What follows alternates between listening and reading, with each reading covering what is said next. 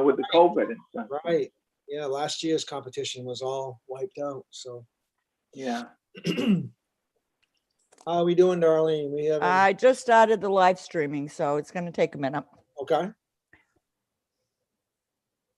Almost there. Mr. House Chair, how are you this morning? I'm doing well, my friend. How are you? Doing fine. You gonna be the disciplinarian today I can be.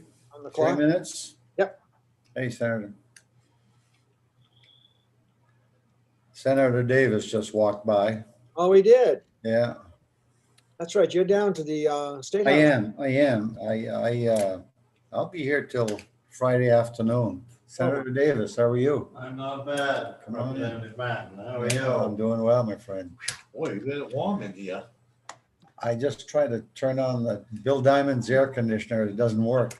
85 degrees in this office here. You can turn that down, you know. I know, Darlene just showed me how to do it. Be good. Have fun. Paul, take care. Mark.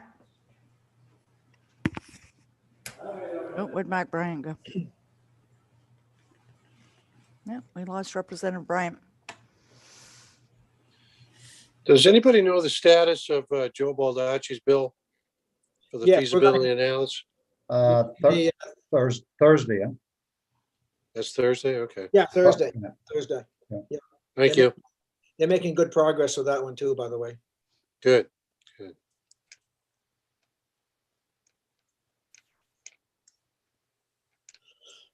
Mhm. Okay, we're ready to start if we have enough people. One, We have two, one, two, three, One, four, 2, 3, five, 4. 6. Nope, we don't. We only got 6. Mike Bryant was here, but he disappeared. Right.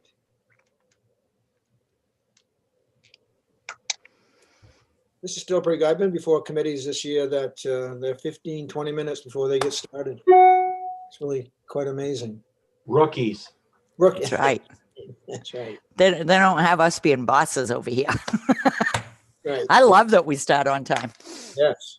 Well, then you don't get the phone calls and the emails going, I can't hear anything. What'd you say? Years ago, What? I got a phone call. Bye. Didn't catch that. Yeah. years ago in the Senate, we used to call it Joe Sewell Standard Time, Oh, yes. Was it like an hour late or something like that? most of the time.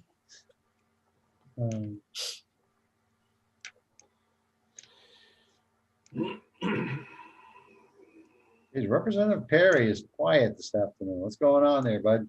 I'm always quiet. You are a good man. You got a haircut. Yeah. Yeah. I Hey, think what are we the actual dates for June? I came in late to that meeting. might- Geez, I don't know.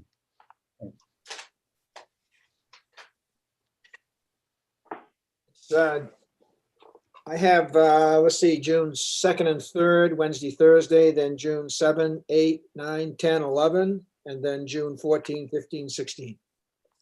Thank you very much. Sure. When are the Republicans going to get to know about that stuff? Let's see, start on June 3rd.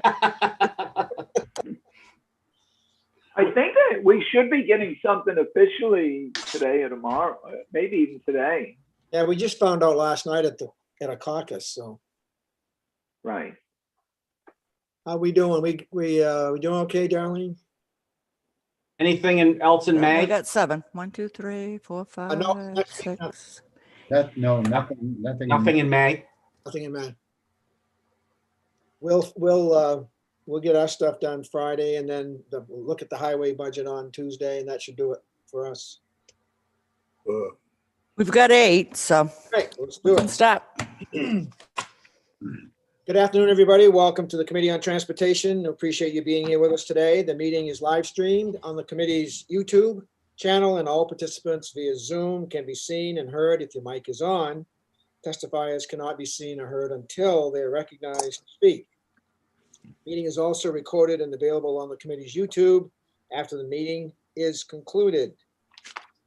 This is a public hearing, so it's for the purpose of the committee to listen to the public and see what they have to say, and we're always very interested in that. We'll start with the sponsor and then followed by any co-sponsors, and then we'll testify in the following order: proponents, followed by opponents, followed by neither for nor against. When called upon to speak, you'll be promoted from the attendee to the participant, and when you're finished, you'll go back to the attendee status. Be sure your mic is unmuted when you're ready to speak. And remember, all individuals who wish to testify must register in advance the public hearing, obviously over Zoom. We have to have some way to let everybody speak and give the time appropriate. And speaking of time, our hearings today will be 3-minute limit because we have so many people who are signed up to testify. And so we ask you to adhere to that, and House Chair Danny Martin, Representative Danny Martin, will be watching closely on that one. Okay, what else? Mr. House Chair, anything you would want to do before we introduce? No, we're all set to go, Mr. Chair. Okay. Let's, if we introduce ourselves, that would be good, and we'll start with Senator Farren. Good afternoon, if you're with us, Senator Farren. He is not. Okay, we'll go to, and I know Senator Chipman is conducting taxation hearings. I do know that Representative Wayne Perry is here. Good afternoon, Wayne. Good afternoon, everyone. My name is Wayne Perry. I represent House District 10, which covers Arundel, Dayton, and most of Lyman. Thank you, sir. Representative Lynn Williams, Not here. not here. Representative Dustin White, I know Dustin's here. State Representative Dustin White. I represent 10 towns in central Aroostook County, and I'm from Mars Hill. Thank you, sir. Representative Mike Perkins. Oh, you're on mute, Representative Perkins.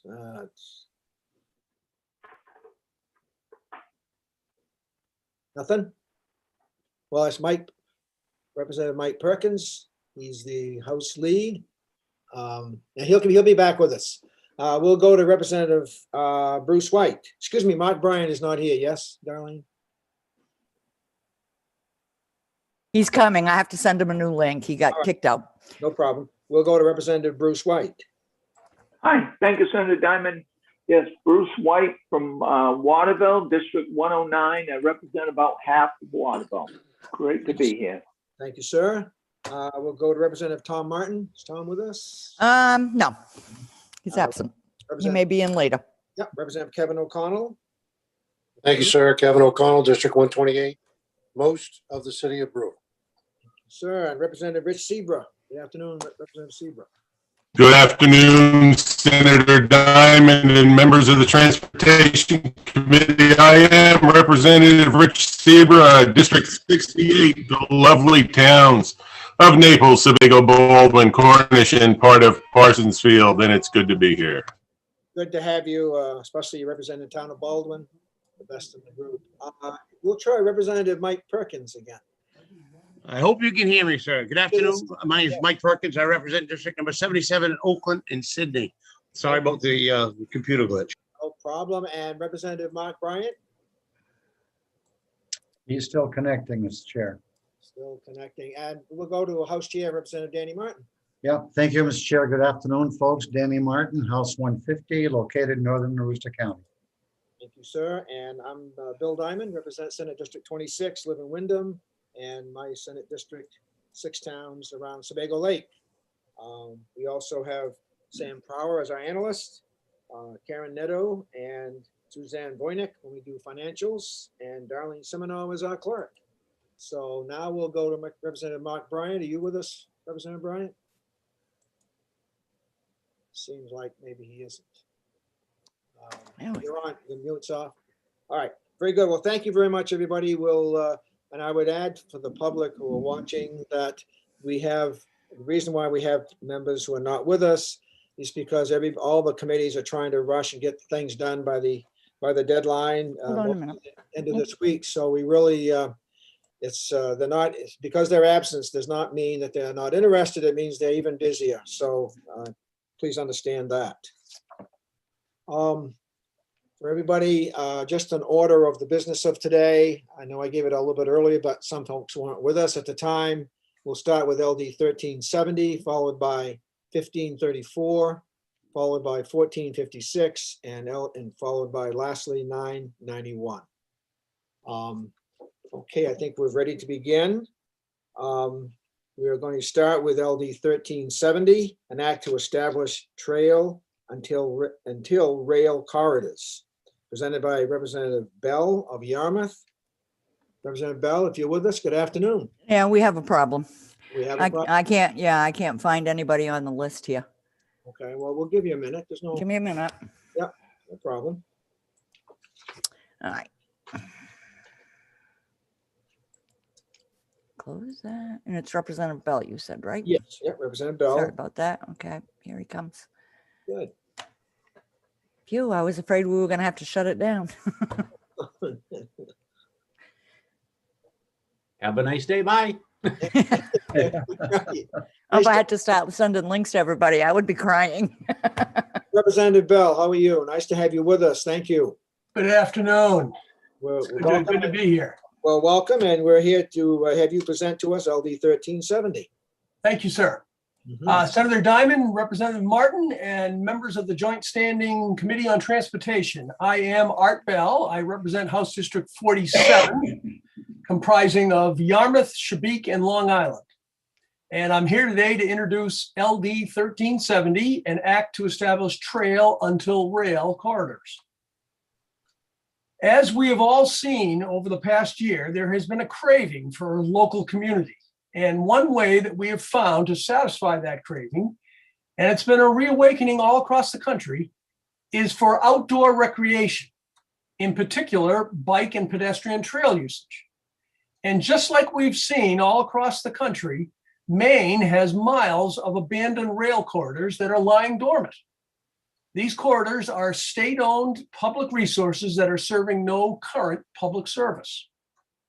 So my bill is simply connecting these two premises: a pent-up demand for local recreational opportunities and miles of valuable assets lying fallow. LD 1370 authorizes the use of these rail corridors as multi-use repurposed recreational trails. These corridors are shovel-ready projects that are both federal and local funding can be united to support these initiatives. Specifically, LD 1370 identifies 4 corridors that have not been used by train service for many, many years. Passage of this bill does not request any new funding for trail construction. It simply authorizes the use of these corridors as trails. The 4 trail corridors will combine with existing rail trails like the highly popular Eastern Trail to form a network across Maine of multi-recreational trails. This is a win-win, satisfying the public's desire for local community outdoor recreation and putting valuable assets to work. So I enthusiastically ask that you vote ought to pass for LD 1370. Let unused trail corridors be used as trails. Thank you. Thank you, Representative Bell. Before we get into the questions, have you been working with the department on any type of amendment to this? Yeah, I wanted to say that we just hammered out some language adjustments this morning and finished up just not too long ago. And yes, there is an amendment that the department was supposed to have sent over to you folks. Yeah, I think they're presenting a little bit later in this bill, so I expect. Nice. Yep. Okay, well, thank you very much. Are there questions from the committee of Representative Bell? Seeing none. Thank you, sir. We look forward to seeing the amendment and the agreement. Thank you. Are there any co-sponsors who would like to testify? Representative Danny Martin? Yeah, Mr. Chair, just a comment in regards to the amendment that we're going to be hearing about, potentially from DOT. We have several people that are going to be testifying, and since we don't have the amendment, their testimony might be augmented or changed. So I was just wondering if and when we could hear about the amendment. Good question. Representative Bell, I think we might, that's a good point. We might Yeah. move the DOT and neither for nor against up right now. And that's a little bit out of order, but I think Representative Martin makes an excellent point. And those who are testifying, give them a better chance to hear that. So if the committee is okay with that, then we'll ask the representative from the Department of Transportation, I believe it's Ms. Fisher, Deputy Commissioner Fisher, to step in and give us that description of whatever the agreement is between Representative Bell and the department.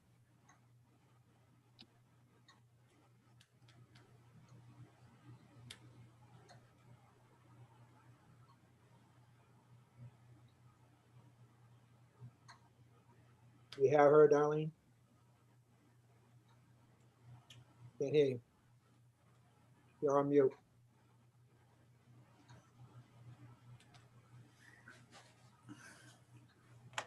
There. She's on her way. Oh, she's on her way. Okay, thank you. Ms. Fisher, how are you? I'm good, Senator Diamond. Thank you. I am Nina Fisher. I'm Deputy Commissioner for the Maine Department of Transportation. Senator Diamond, Representative Martin, members of the Joint Standing Committee on Transportation. I do not have written testimony for this bill. As it's drafted, we would have opposed, but as we've been working with the sponsor on this bill, we do have an amendment, so that does kind of put us in a neither for nor against position. Primarily, we are strongly in support of the amendment. And what we are looking to do is to change this bill into a resolve. I think we kind of hinted at this a little bit as when we were debating our omnibus bill, LD 1133, is that we are working on various planning documents that we have not done for some time in the department, including a long-range plan and a state rail plan. And this is another one of those plans that we have never done before, but are looking to do. It is an active transportation plan. And what that would look at, we would look at the corridors outlined here. When Representative Bell says we just hammered out the language, we really did in the last 30 minutes. So I have shared that language with your committee analyst, and we are prepared. He has it in his hands, and we're hoping that we can discuss it and fine tune it with you folks at the work session. But essentially what it does is it takes this bill and changes it into a resolve, directing us to do an active an active transportation plan, looking at different trails throughout the state and multiple users for the trail. Excellent. Okay. Thank you for that. Are there questions of Ms. Fisher? Representative Martin? Thank you, Mr. Chair. Question to Nina. Nina, so the amendment that we haven't seen it yet, but I'm assuming that you're in support of that amendment, the amended version? Very much so, Representative. That's good to hear, because as you know, we have several folks that want to testify in support and in opposition to that. So it was good that we made them aware of this potential change. Thank you for the other questions of Ms. Fisher. That is helpful. So we have kind of taken a little different turn, and Representative Bell, I'm just going to check in with you. You concur with all of this? I suspect you do. I just want to make sure we all hear you say it. I do. Okay, thank you. Thank you very much. Senator Moore, wait a minute. No, my kid. All right, are there other questions from the committee? Seeing none, thank you very much, Ms. Fisher. We appreciate you being here.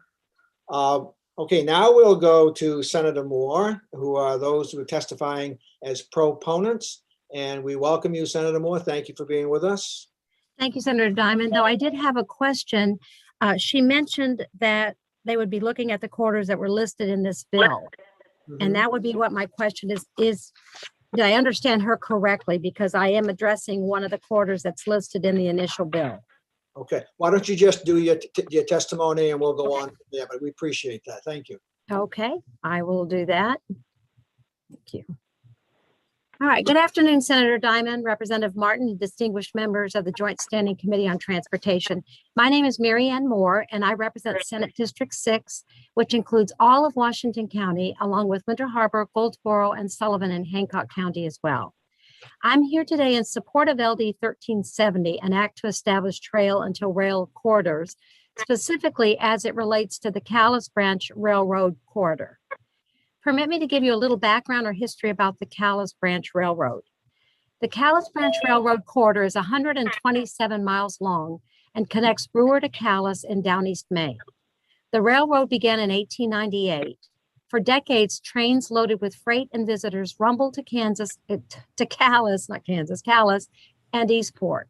They made the return journey loaded with fish and timber.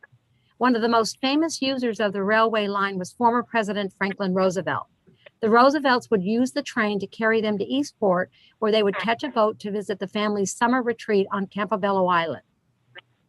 In 1921, the railroad was used to shuttle President Roosevelt back to New York City when he was stricken with polio. Fast forward to 1984, the corridor fell silent as the train service that had lasted more than 80 years ceased. It was acquired by the Maine Department of Transportation in 1987 from Maine Central Railroad for the purposes of rail preservation. The business potential to support rail freight service has been analyzed and determined to be insufficient at this time, with no improvement projected for the foreseeable future. Unless major changes occur in national and international freight distribution patterns, the significant capital necessary to reactivate the Calais Branch Railroad for freight transportation is unlikely to yield a positive return on those investments. The condition of the existing tracks, ties, and rail bed has deteriorated significantly. On July 15, 2005, Governor Baldacci charged the MDOT with developing a trail management and maintenance plan for an interim multi-use trail on the Calais Branch Rail corridor between Ellsworth and Ayers Junction. To assist the department in developing the plan, Maine DOT formed the Calais Branch Trail Management Committee, whose membership included the Maine Department of Conservation, law enforcement representatives, the National Park Service, the municipalities in Hancock and Washington counties, regional planning and economic development agencies, and local citizen trail groups. The plan was a result of a cooperative effort between the Maine DOT, Maine DOC, the advisory group, and local interests advocating for the creation of a multi-use trail within the corridor, while protecting the corridor and its important infrastructure to meet Now I'm right future. there. I see us on there now. Somebody please turn off your mic. Okay. Sorry, Senator Moore. That's okay, no problem. To meet future rail needs. Well, that was us that appeared on the screen, so. I can always provide a copy for your reference for reference purposes in the work session if necessary. The plan recommended the Bureau of Parks and Lands of MDOC be the long-term manager of this multi-use trail due to its extensive experience in constructing and managing other multi-use trails throughout Maine. MDOT and the Bureau entered into an agreement to oversee the corridor rehabilitation, subsequent trail construction, and long-term management and maintenance of the trail, while preserving the conditions along the corridor so that railroad use could be revived if market conditions changed. The Sunrise Trail Coalition, organized more than a decade earlier, was enlisted to provide public support for the trail manager and to represent the various interests of the multi-groups that use the trail. Construction entailed removal of the substandard rails, repair of washouts, placement of decking over bridges, rehabilitation of the corridor, and construction of a 12-foot wide compact gravel base. The total cost was estimated to be $3.9 million, financed by sale of the rails, ties, and other hardware. Construction began in the spring 2008 along the easterly 49 miles of the trail from Machias to Ayers Junction. A ribbon cutting ceremony was held January 31st, 2009 at Ayers Junction for the opening of these 49 miles to winter activities. Construction began in the spring of 2009 for the remaining 36 miles from Machias to Washington Junction. It was completed in the fall of 2010.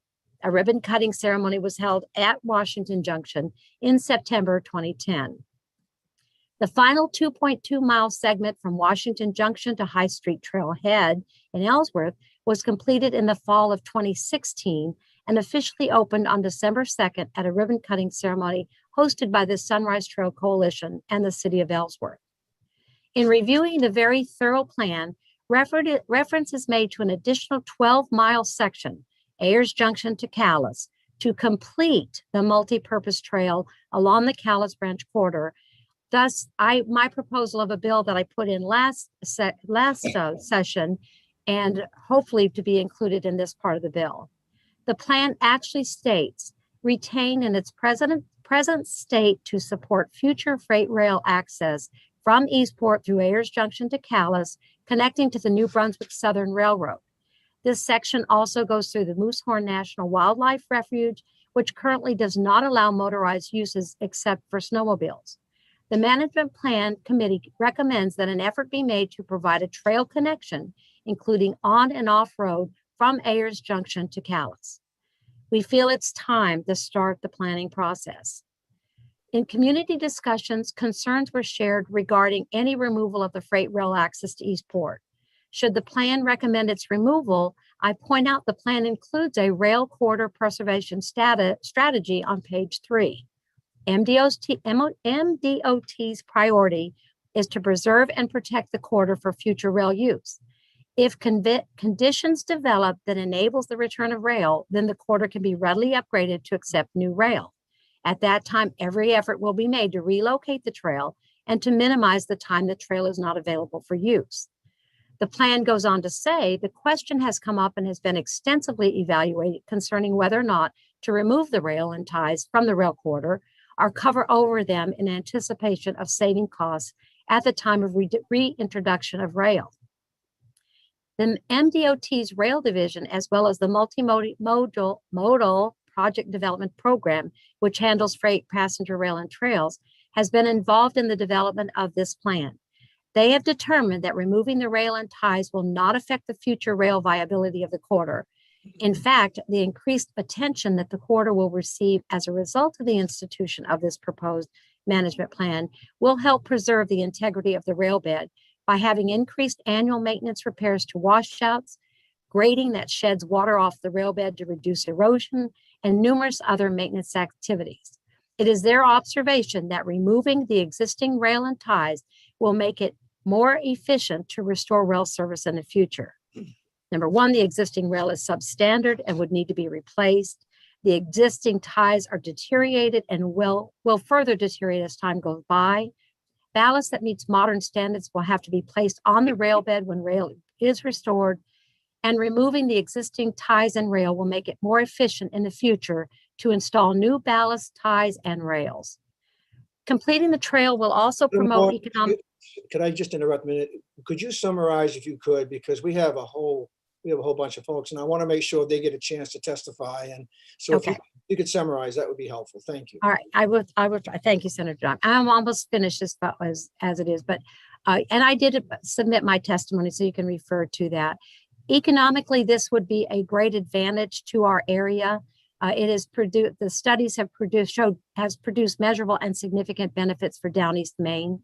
So completion of the Down East Sunrise Trail would complete the longest stretch of an off-road trail along the East Coast Greenway, which is what connects us from Calais, Maine to Key West, Florida.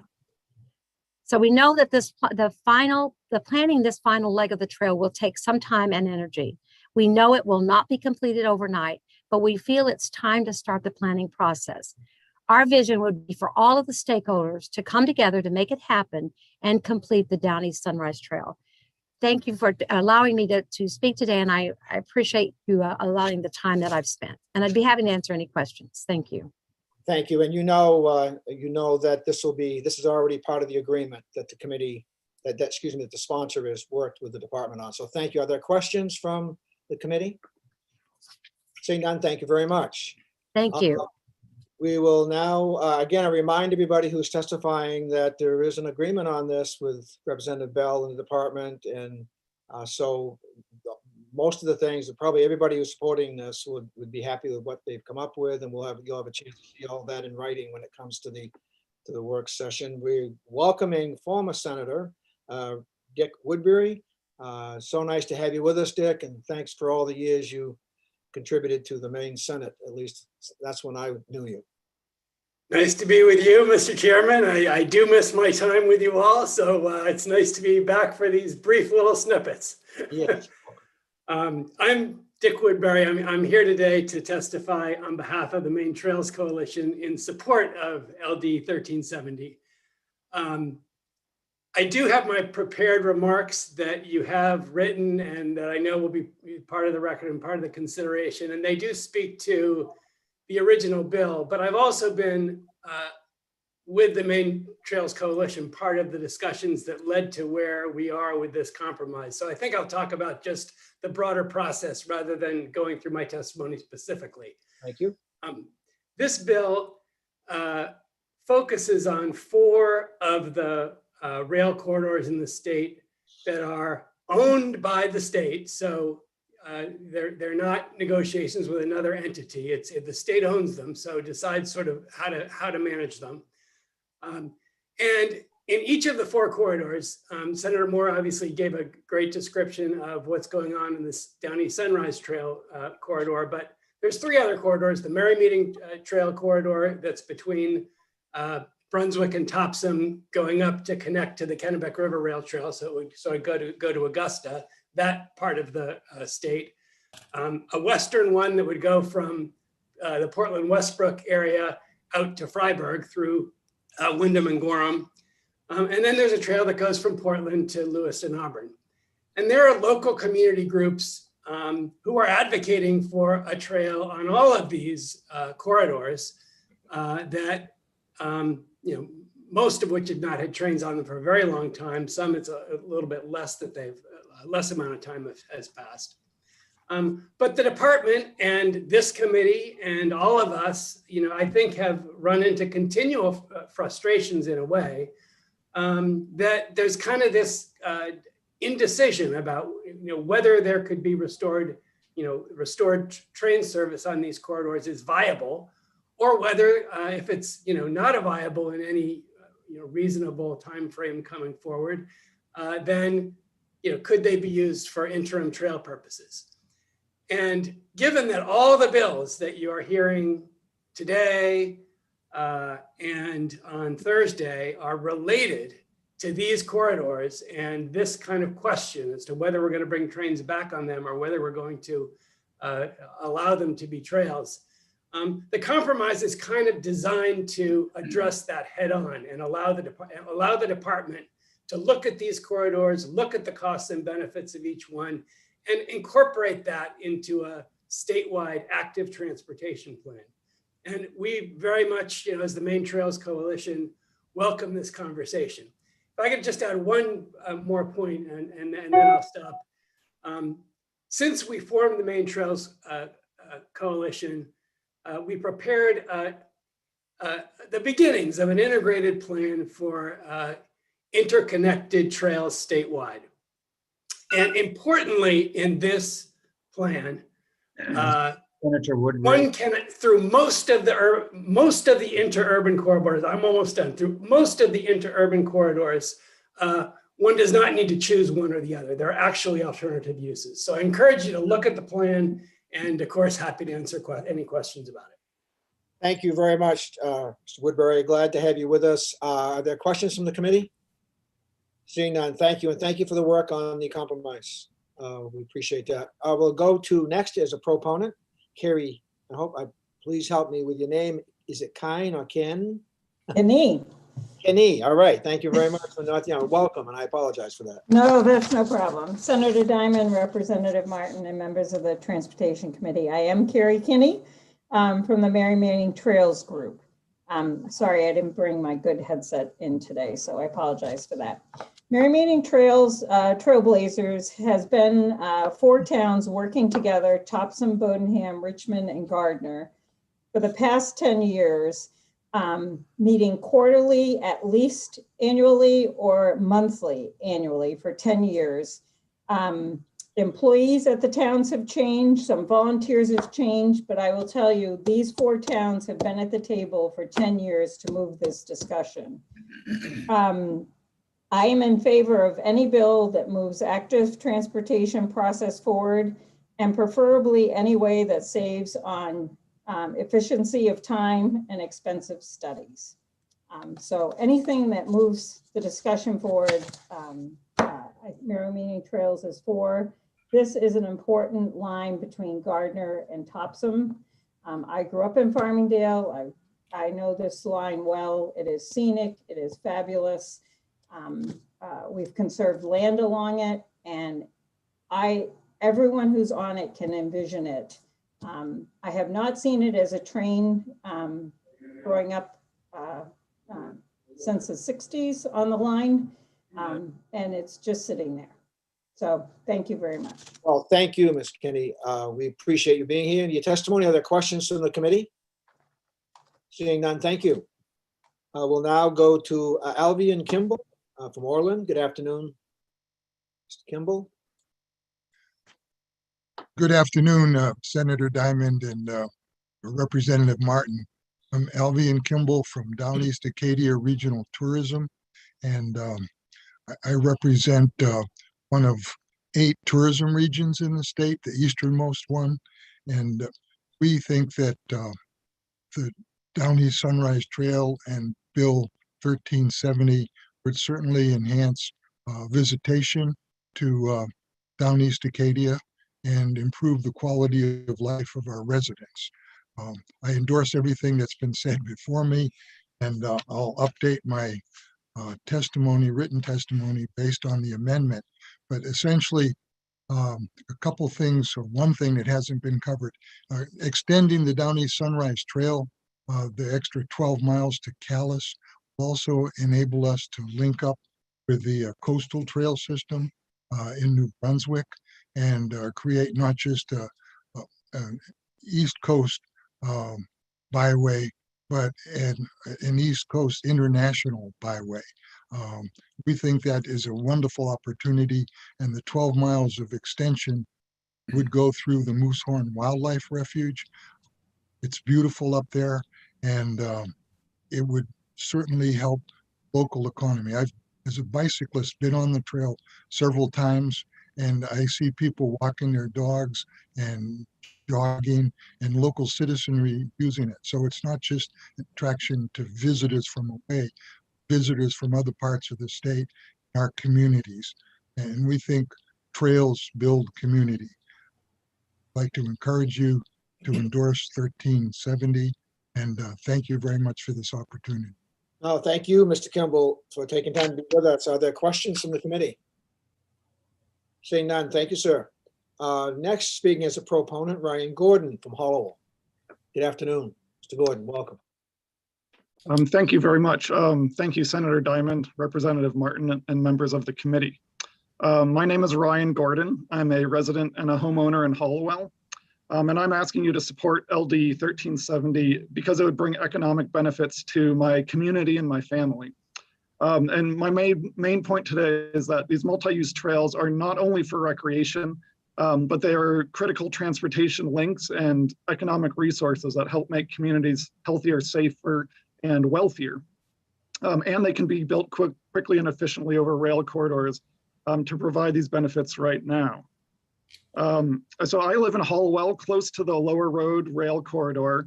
My family of 3 has 2 full-time jobs, but we only have 1 car for economic reasons. So we commute to work and to stores by bicycle 12 months of the year. And we use the Kennebec River Rail Trail every day to get to Augusta or Gardiner. The rail trail, this rail trail that already exists, it's an important and necessary transportation resource for us. In fact, we moved to this area because it's bikeable, and we bought our house in Hollowell because it's close to this trail. My 8-year-old daughter also uses the trail to get to school and visit her friends and exercise. And during my commutes every day, I've gotten to know many other trail users, many of whom cannot drive cars because they're either children, they're people who live with disabilities, or they're simply poor. They also rely on this trail as critical infrastructure for their lives. So more families like mine who live near rail corridors in Maine could and should benefit from similar trails, including the Merry Meeting Trail from Gardiner to Brunswick. Trails like these make people healthier and safer, especially children and people with disabilities. They increase community cohesion by connecting neighborhoods and getting people together outdoors. Trails also have major economic impact. They bring visitors and residents into downtowns, like in Hollowell. They support property values and they improve public health. And for my family personally, they save large amounts of money that would otherwise be spent on automobiles and gasoline. That's money that goes right out of state. So the Lower Road rail line is currently providing none of these benefits to the towns in my area. The Merry Meeting Trail could be built much more quickly and cheaply than restoring train service on this line. I'm really looking forward to using it as soon as possible. The public support and much of the funding for these trail projects is ready. So please allow my community to use this public space for non-motorized transport. Please support LD 1370, and thank you very much for your time. Thank you, Mr. Gordon, for your testimony. Are there questions from the committee? Seeing none, thank you again, sir. We'll now go to, in order of proposal.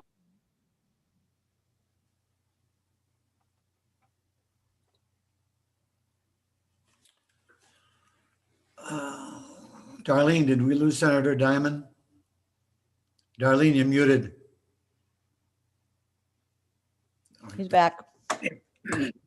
Sorry, somebody else jumped off at the same time and cut you out. You need to unmute. You're muted, Senator Diamond. Welcome, Ms. Bordwell. Thank you for being with us. Sorry for the little hiccup there. That's okay. Thank you for having me. Good afternoon, Senator Diamond, Representative Martin, and honorable members of the Transportation Committee. My name is Sue Ellen Bordwell. As a resident of Yarmouth and president of the Casco Bay Trail Alliance, I speak in support of LD 1370. Our vision is a network of trails connecting 13 towns from Portland to Lewiston, Auburn to Topsom back to Portland through Brunswick, Freeport, Yarmouth, Cumberland, and Falmouth. So the question is, why is LD 1370 important? The potential of this network as an economic driver and a tourism driver is without limit.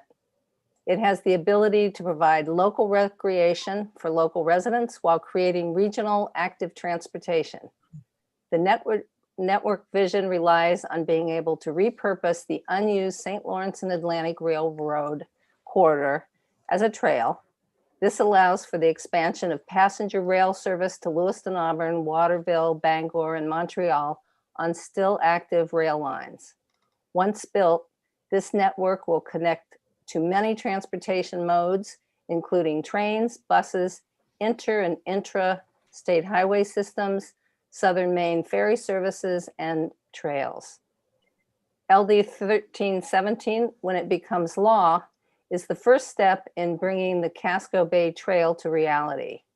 Passage of LD 1370 will be the opportunity to get us to a shovel-ready position to take advantage of funds when they become available. A vision map of this corridor, which starts in Portland with the Casco Bay Trail and runs that loop I mentioned, is attached to my written testimony. On behalf of the Casco Bay Trail Alliance, I urge you to pass LD 1370. Thank you so much. Thank you, Ms. Bordwell, for that testimony. Are there questions from the committee? Seeing none, thank you very much. We'll now go another proponent, Christy Kenny.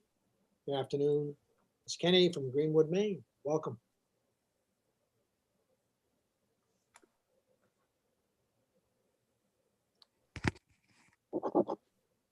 I've got her on the list twice. Let me try the other name.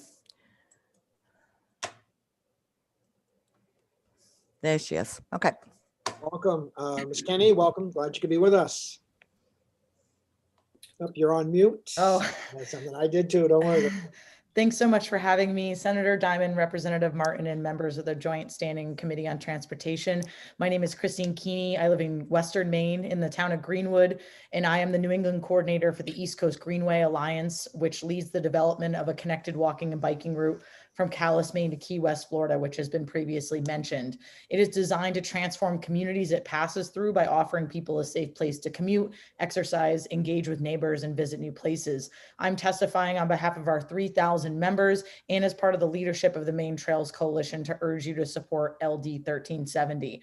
During the difficult days of the pandemic, the Greenway and other trails were and continue to be sanctuaries of sanity and havens of health for Mainers, with usage of the Back Cove Trail in Portland seeing a tripling in use, Loon Echo Land Trust property seeing a 40% growth in trail use on their property in Bridgeton. Not only has trail use increased, but outdoor recreation has long been a key to the state's economy, generating $2.9 billion annually, ranking the state 5th in the country in terms of the percentage of GDP created by this sector. The industry is also an employment driver, accounting for 40,000 jobs in Maine and generating almost $600 million in state and local tax revenue annually. The Alliance is a strong supporter of this bill because it outlines a process by which the state can pursue a connected transportation network comprised of both rail and trail corridors. The main rail trail plan that Dick mentioned calls for the continuing preservation of separate and active rail corridors that can be used for future passenger rail from Boston through Maine's largest population centers. The plan shows that this connected network does not require a choice between trains and trails. There are alternative routes that allow both, as Dick also pointed out. 86% of Mainers favor creating trail until rail corridors specifically, if the trails could be converted back to rail use in the future, according to a statewide poll conducted in 2019. Support was consistently between 83 and 88% across all regions of Maine and across all political parties, Democrats, Independents, and Republicans, making it clear that the majority of Mainers support trail until rail. Thirdly, the economic impact from these corridors will be meaningful, as others have said, with an evaluation of American Recovery and Reinvestment Act projects in 2012, finding that sidewalks, bike lanes, and greenway multi-use trail projects creating 50% more jobs per $1 million spent compared to highway construction, bridge replacement, and paving. So by establishing these trail until rail corridors, we will not only create good paying jobs in the short term if this bill moves forward, but also will generate growth in the outdoor recreation and hospitality sectors as the state recovers from COVID-19. And the bill would also authorize long planned trail projects with significant public support that have not had trains running on them in many years. By using the federal rail banking process, we can put all 4 of these corridors public access back to work while also preserving Maine's rail infrastructure. Ms. Kinney, if you could wrap it up in a sentence or two, that would be great. Thank you. I definitely will. Lastly, 54% of Maine's greenhouse gas emissions come from transportation. These facilities provide no zero emission options. And with the emergence of electric or e-bikes, these commute and transport options become more viable. And we urge you to please support LD 1370 and vote for an ought to pass committee report. Thank you so much for your time and consideration. Thank you, Ms. Keenan, for that. We appreciate your testimony. Are there questions from the committee? Seeing none, thank you very much. Next, Mr. Douglas Moore from Portland. Good afternoon and welcome. Mr. Moore. Well, I don't have Mr. Moore, but we also have 5 Richard Rudolphs. So I don't know if people shared a link.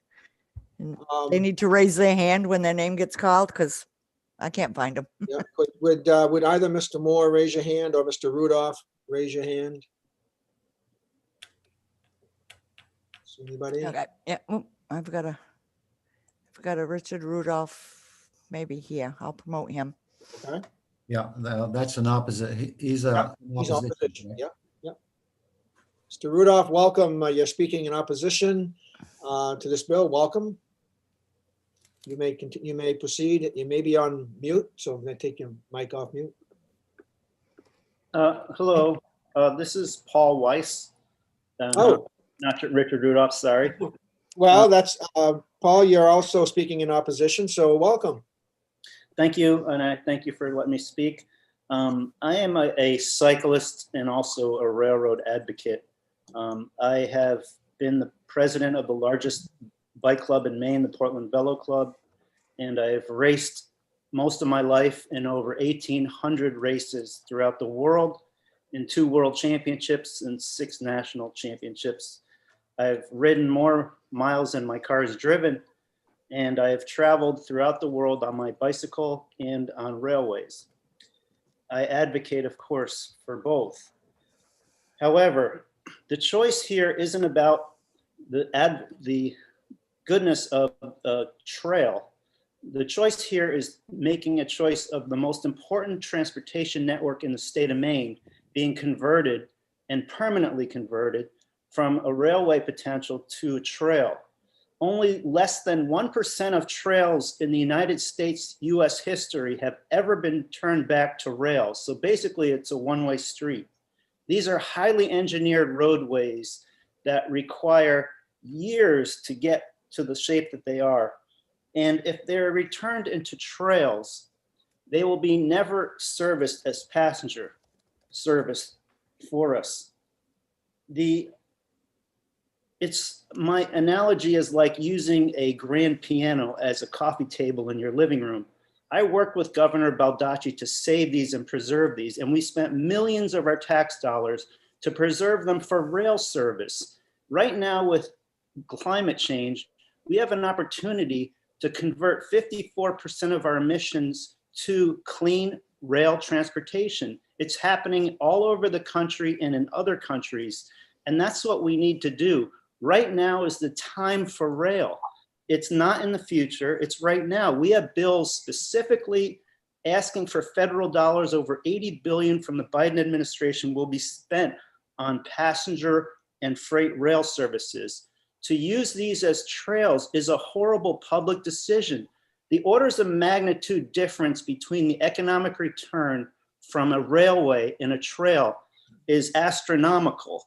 Nobody is against trails, but this decision is using Maine's most important assets in the future for passenger rail service and freight service.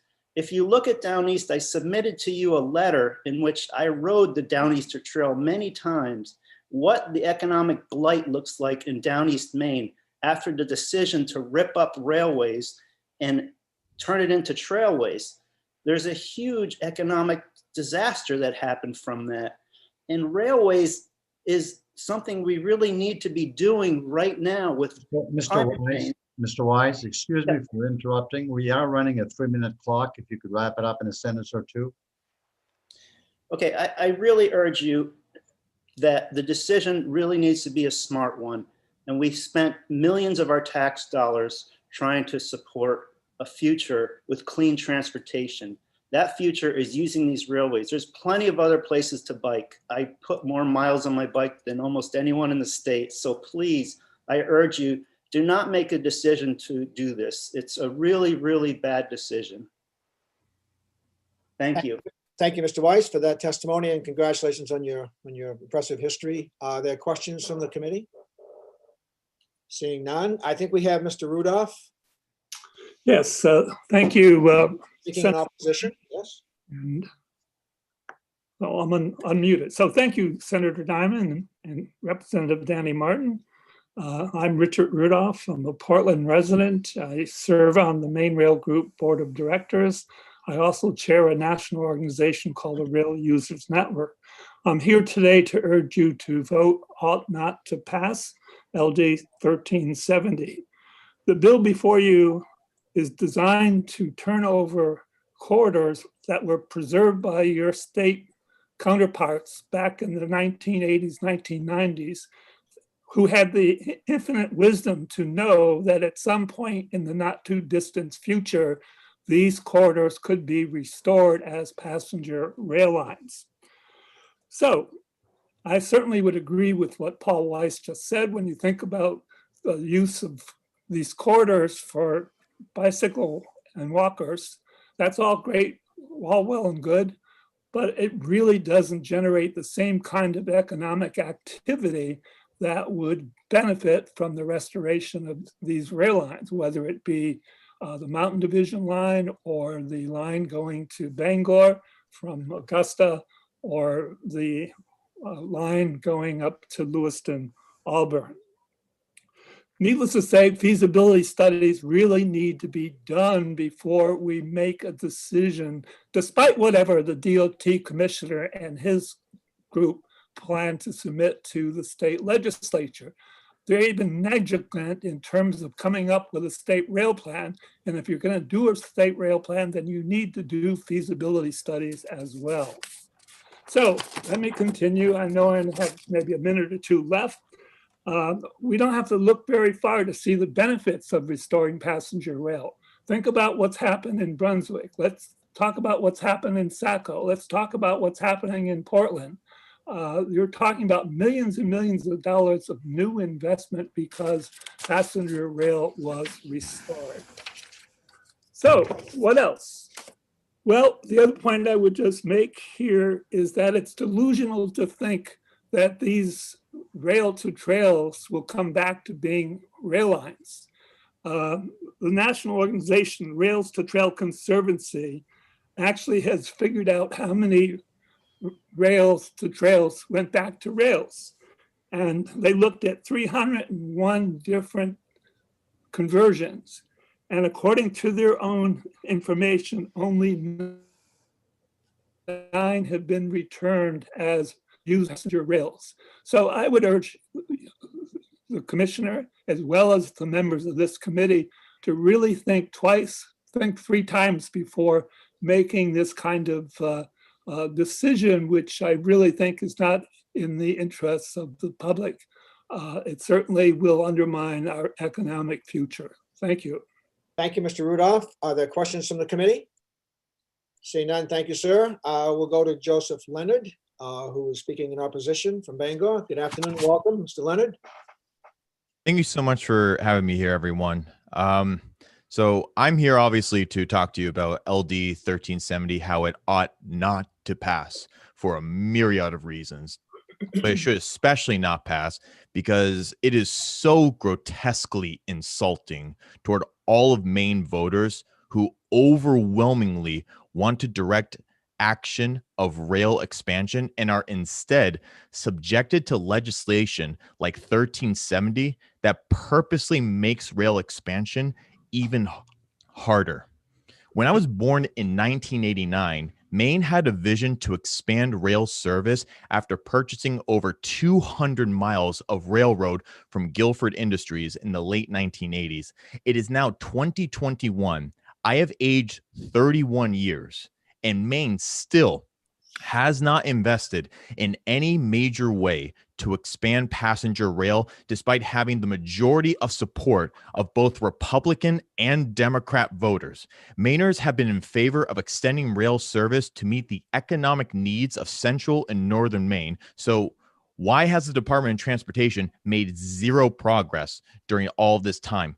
This debate over what is the most effective form of transportation and usage of logistics in the 21st century is over. Nations all across the world are embracing rail because at its core, it connects distant economies closer than ever before. It minimizes carbon emissions. It promotes economic development. It alleviates poverty. It productively saves time and money for individuals and organizations. And most importantly, the railroads of today lay down the foundations of transportation of the future. Bangor and Northern Maine have been in prime position to utilize rail to help boost their local economies, boost their tourism, assist their young people enter the workforce, and to finally be included into the cultural and economic growth of the greater New England community. Despite these amazing feats rail has given communities across the United States, let alone the world, and the Biden administration expressing a need to and desire to expand national rail service, Maine's Department of Transportation seems to appear to have no intention joining the rest of the United States into the world of the 21st century. Why on earth are we even thinking about passing such a legislation that is so demonstrably insipid that it purposely stunts Maine's economic future? This bill goes against all economic reasoning, and know that if this terrible bill passes, my generation will be burdened with trying to fix this mess for years to come because we, the future of Maine, wholly oppose any kind of legislation that hinders rail. If any of you truly care about Maine's future, you need to start listening to them. Vote ought not to pass LD 1370. Thank you so much and have a wonderful rest of the day. Thank you very much, Mr. Leonard. We appreciate you being with us today. Are there questions from the committee? Seeing none, thank you. We'll now go to another opposition. Mr. Donovan of Portland, Tony Donovan, welcome. Good afternoon. You're on mute, Mr. Donovan. Senator Diamond, members of the committee, thank you very much for letting me join you today. I'm smiling because thank you, Joe Leonard. You could not have said it better, as well as my previous speakers in opposition to LD 1370. I did submit testimony that I'm just going to skim over a little bit. Especially in regards to the state acquired these rails for the purpose of restoring passenger and freight rail service throughout the state. And that is an act, and unless we change the Railroad Preservation Act, that shouldn't change. Let's just touch base on a couple things of this. Again, Joe might have used the word ridiculous. If he didn't, I will. This is a ridiculous bill that should not even be in front of you today. Removal of tracks results in two things. One is restoration of rail now requires full federal environmental impact statements at great cost, but the other, and it was referred to today, 22,000 miles of rail to trails conversion has occurred in the United States, and less than 100 miles, less than 0.05% has been returned. Fact, once a railroad is converted to a recreational trail, it is never returned to its original use. So whatever you're hearing today, it's not accurate. The Sunrise Trail is a good example. Great job up there in Calais. It's the most popular off-road ATV roads in Maine. It's maintained at the tune of $75,000 maintenance by the State Department of Transportation. ATV fees are going up to maintain because of the size of these carbon-emitting, environmental damaging ATVs are doing. The final 9 miles of the Calais branch, hey, take it. Go ahead, because it has no significant use to rail because you've already lost it. On the other hand, unless you're an ATV user, it has nothing to enjoy either. Let's just talk about a few of these other ones. The Mountain Division, the St. Lawrence and Atlantic, and the Augusta Lower Roads are all being considered for rail use. So the ones that are in this bill listed for conversion to trails or trails until rails, it's ridiculous. We've been working on the St. Lawrence and Atlantic for 25 years. The cities of Lewiston and Auburn are trying to get rail to Lewiston. The Mountain Division has been a subject of, it is an active rail line actually for the first 5 miles. It's been the subject of the PAC's local MPO service for freight line north of Sebago and throughout its history, at least since 2008 when we acquired it. And the Mountain Division, I heard someone say they didn't see trains on that, not the mountain, the lower road. Someone said they haven't seen it since the 60s. Well, I rode with the engineers shipping Pine State Products freight line in the mid-1990s. And of course, St. Lawrence and Atlantic was just a couple of years ago running freight. These are active freight lines. I want to just, one clarification, please. Representative Arthur Bell, if you're listening. You cannot use the word abandoned. Abandoned is a Surface Transportation Board, a federally recognized designation that requires a significant long-term period of public hearings for abandonment of track. None of these tracks are abandoned that we're talking about. So please do not use the word abandoned. While I'm on the subject, Mr. Donovan, your time is up. If you could wrap it up in a sentence or two, please. Term active transportation came out of the national, very strong lobby called the Rails to Trails Conservancy. Out of one of their focus groups, they came up with the term active transportation as a code word for rails to trails conversions. So active transportation is not an accurate statement. If you want to do trails, go walk in the woods, but please do not take away these most valuable transportation assets that the state of Maine owns. And 3 minutes is not enough to say what we have to say. Thank you, Mr. Donovan. We appreciate being here. Are there questions? Representative Bruce White? Yes. You know, this question could have been for maybe different people, but I thought what Tony just presented, the question that I have is, my understanding is that most of these trails, even if the rails were taking, even if it was going to be used for rail, the cost would be similar to if the rails were taken out. You follow that? So whether they're taken out and then this was decided to go to rail, the cost is enormous, obviously. And so I'm not sure that there's any difference whether these the trails, obviously, if they haven't been used, or the rails for, 40 and 50 years, that a train can't just go ride on those now. It would take, millions of dollars to reconstruct. And my understanding, again, is if they were taken out and a decision was made down the road to put rail in that area, it would still cost millions of dollars and not much difference in the price. Is that correct? No, that's not correct. The removal of the rail and undermining of the rail bed significantly increases the price of reconstruction of the rail. The three in particular that are referenced in this, aside from the Calais branch, which again is long gone, give it up, it's an ATV road. the Mount Division, the lower roads, the St. Lawrence and Atlantic, and actually the Calais branch from Ellsworth up to Bangor, as well as the Belfast Moosehead Railway down to Belfast from the main line, Burnham Junction. All those railroads have beds. There's a machine that does it. The cost of restoring those rail lines is significantly less, far less than if we took those rail lines up, undermined the corridor with trails, and tried to restore the rail. Politically, it will never happen. Financially, it's exorbitant, but there's also the environmental impact analysis. If the rail bed is in place, if the rail is there, in many cases, you can skip the NEPA, I think it's called the National Environmental Protection Act, analysis of the impact of this transportation corridor. So to answer your question, no, the cost of restoring a rail after a trail has been in there, particularly if the rail has been removed, is a multiple increase in the actual cost of restoring the rail as they are now. Thank you, Ben. Yeah, thank you. Clarifying. Questions from the committee? Say none. Thank you, Mr. Donovan. We have one more opposition. That would be Mr. Wayne Davis.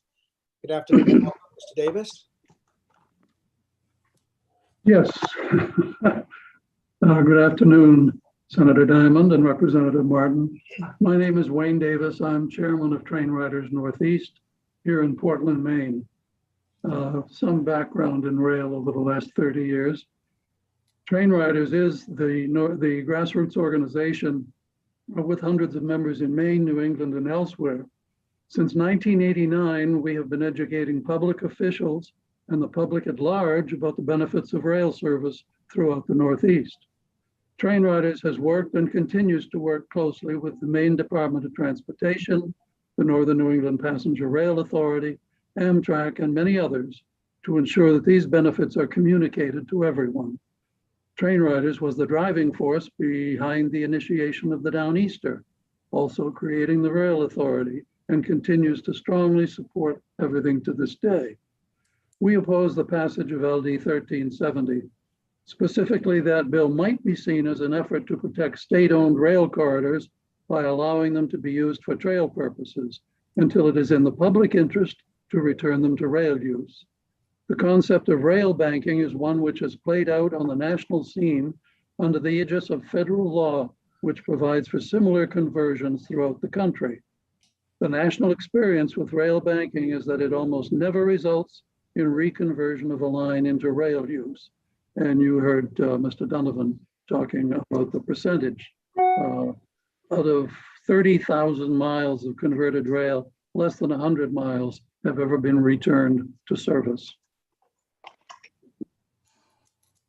Passage of 1370, therefore, cannot be considered as a means to preserve the lines for future purposes, but instead must be seen at what it actually is, the death of rail lines. This bill would do this along lines such as the Lower Road, Brunswick and Augusta, the Mountain Division from Standish to Freiburg, and the St. Lawrence and Atlantic between Portland and Auburn, which have all supported proposals for passenger and or freight use in the recent past, and may, without removal of track and ballast, do so in the future. Furthermore, the bill would allow conversion of these lines to trail use without any consideration of future transportation needs, but only the cost and feasibility of that conversion. Make no mistake, the bill is not one to preserve rail lines. It is the one to end the practically possibility of future rail on any of those lines. You've already heard about the bonds generally. We're very specific there. They were approved by the citizens of Maine for preserving them for rail use. Finally, passage of the bill would represent a major change in state policy. Maine law currently provides that a viable and efficient rail system is necessary to the economic well-being of the state of Maine. Must take active steps to protect and promote rail transportation in order to further the general welfare. That's in Maine law. The state has not only purchased rail lines. Wrap it up, please. Right. Thank you. We strongly and emphatically request that the committee please report LD 1370 out as an ought not to pass. And we do appreciate the opportunity to express our views on the bill. And as always, we're available as a resource to assist the committees with passenger rail issues. Thank you. Thank you, Mr. Davis. Thank you for all your years of work for the state of Maine. We appreciate that. Are there questions from the committee? Seeing none, that concludes our opposition. We have one registered testifier left, and that would be Department of Transportation.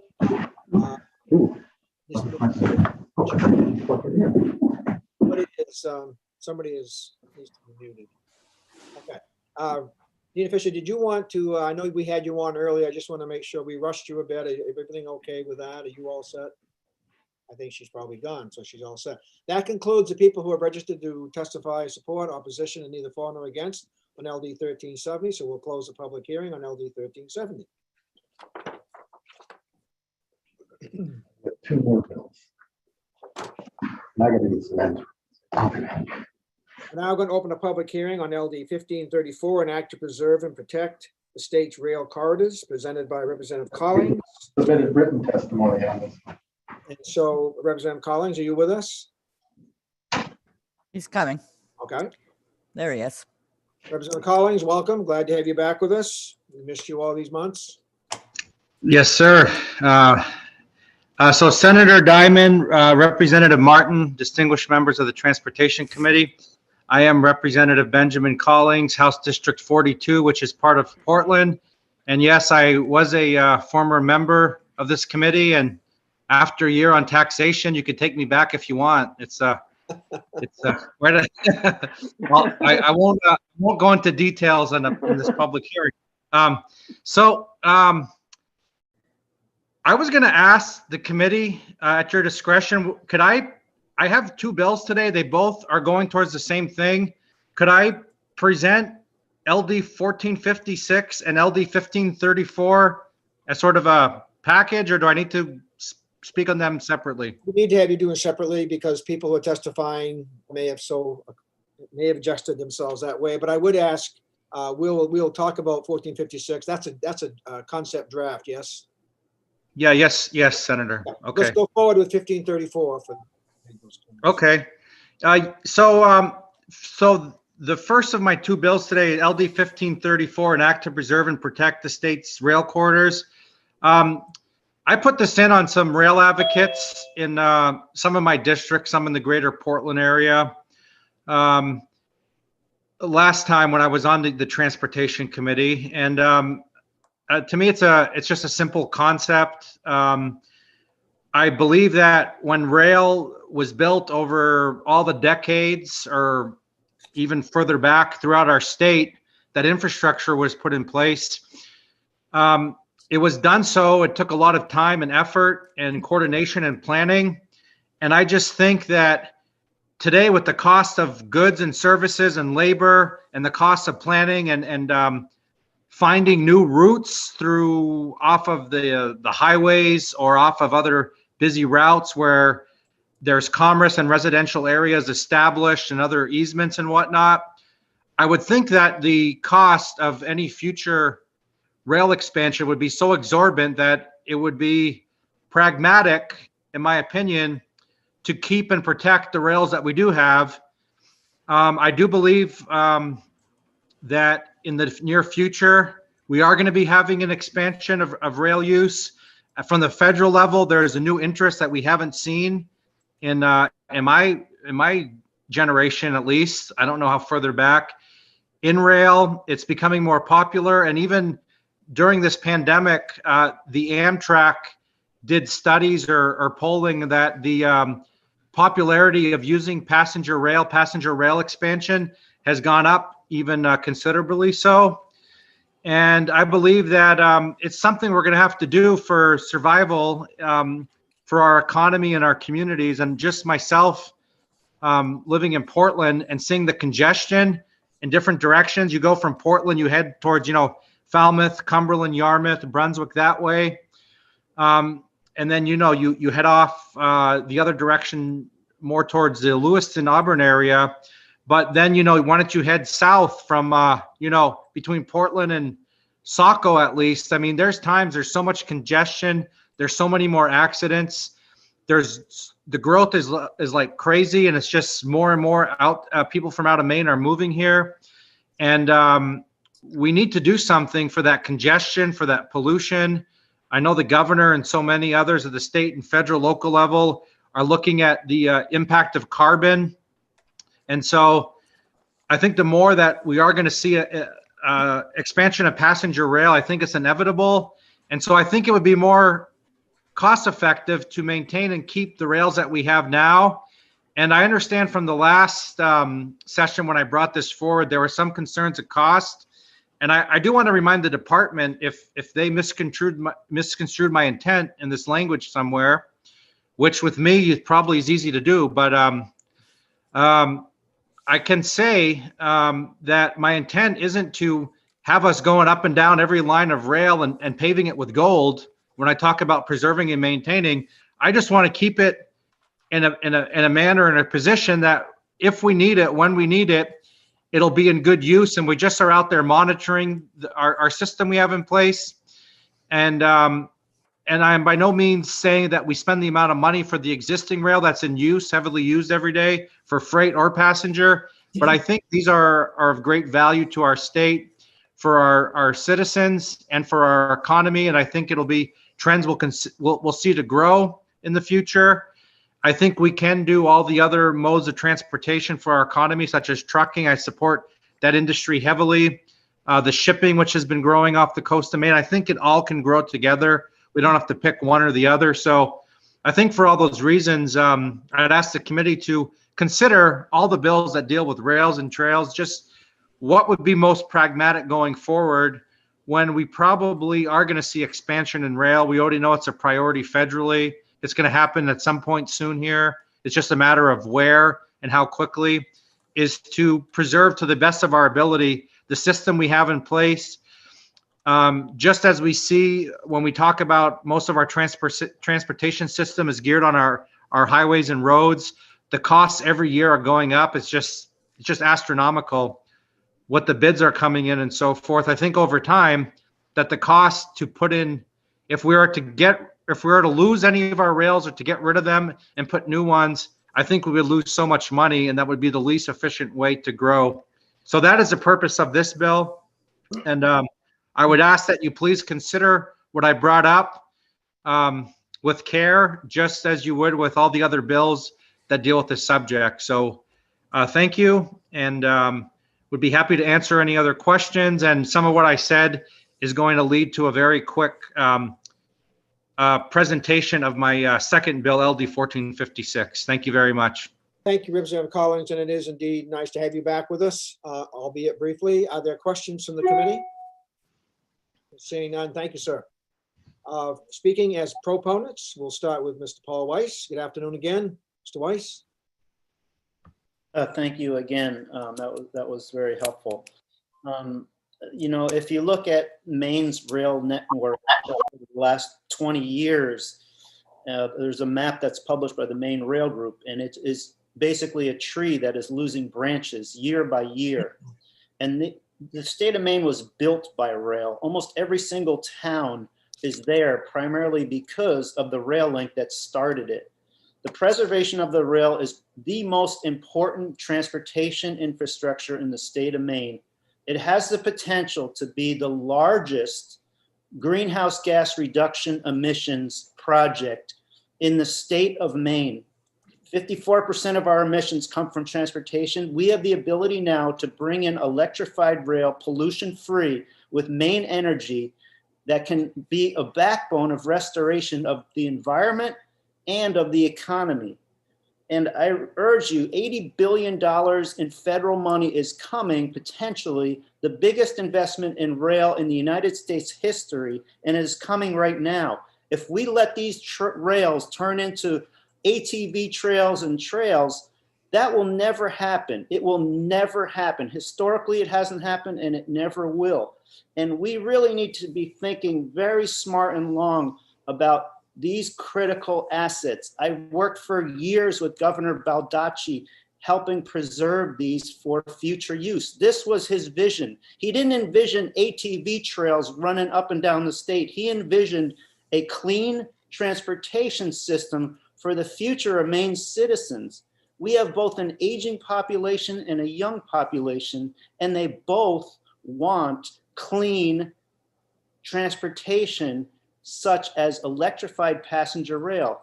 Those who think that we don't have the density for rail and it's not worth it, well, the state of Maine was less dense in the 1800s to the 19th century, the greatest expansion of rail in our state. So we have the population for this.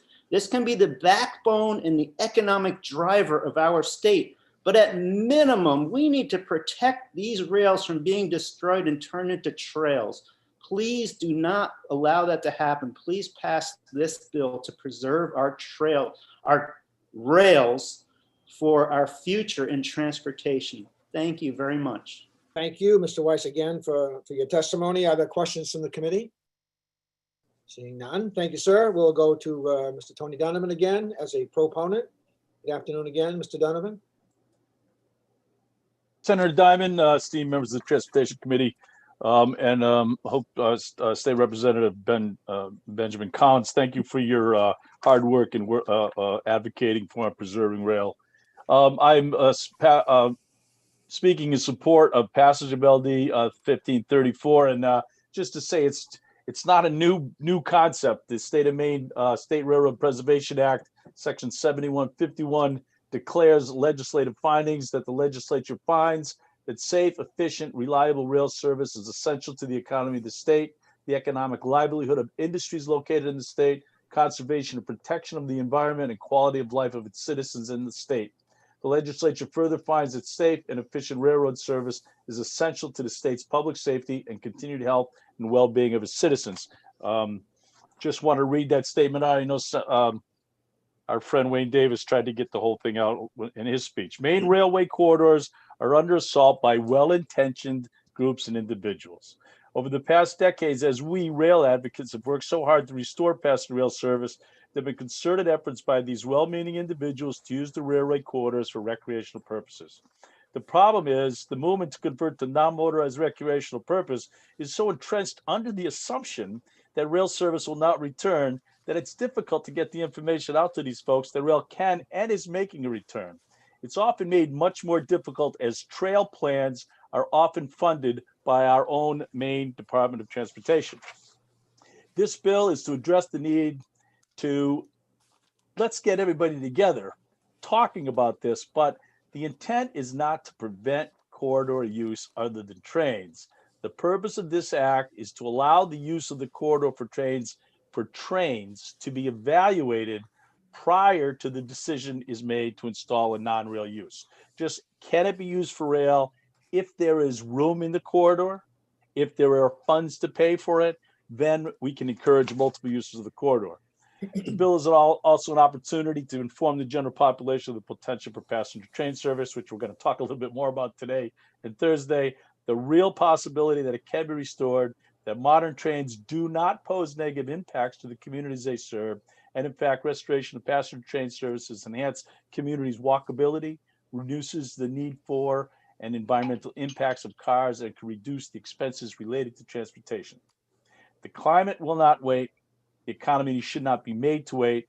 State rail planners shall no longer have to delay consideration of new routes, because while we wait, we are losing these valuable assets to nature and to trails. And I would just say to you, as I say to so many of our friends, and we all say to each other, it is train time. It is train time. Take my word for it. This can happen. This can work. Please just consider these corridors for rail use before we give up this use to non-rail. So please vote LD 1534 ought to pass. Thank you very much for your time. If you have any questions, I'd be happy to answer them. Thank you very much, Mr. Donovan. Are there questions from the committee? Seeing none, sir. Thank you very much.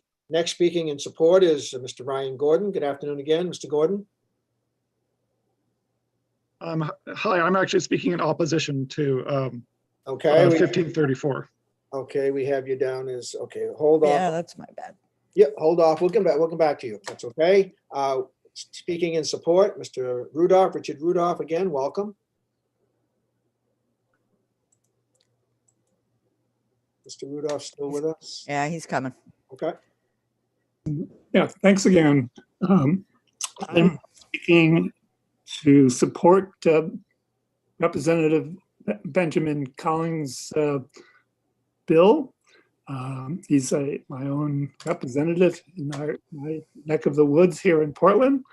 And I believe this is really necessary, along with the idea that we should also conduct feasibility studies for each of these rail lines. What we need to do is think about what Senator Collins had talked about back in 2019. She talked about the Downeaster as being an outstanding example of the success of restoring passenger rail service here in Maine. According to her, and I quote, "It's an economic engine for Maine, providing good jobs, supporting Maine vendors of goods and services, and strengthens Maine's tourist industry." As you may remember, more than 500,000 people rode the service in 2019 before COVID. That was a new record which enhanced the mobility of citizens and supports economic growth here in Maine. So turning any of these state-owned rail lines into bicycle paths without first having a professional study really will undermine the potential benefits that could be derived from the restoration of passenger rail service. The benefits address a number of issues that are not being currently addressed, such as the need for greater mobility options for the young and old, and tourists who do not want the hassle of driving to see tourist attractions in the state. Restoration of train service would also promote greater economic development in the towns and cities that would be served by reopening unused rail lines. It would promote transit-oriented development, which would attract millennials and families who want to live in a city or a more rural area, but no longer can afford housing in Portland. Finally, there is a need to drastically reduce or even eliminate carbon emissions to avert catastrophic levels of climate change. So I believe it's unwise to relinquish these corridors for bicycle and walkers. And so I do hope that you will vote ought to pass. Thank you for your time. And I'm available for questions. Thank you, Mr. Rudolph. Again, we appreciate it. Are there questions from the committee? Seeing none, thank you, sir. Speaking also, the last in support is Mr. Joseph Leonard, again from Bangor. Good afternoon again and welcome. Hi, thanks for having me again. So obviously I'm here today to urge you to vote ought to pass LD 1534.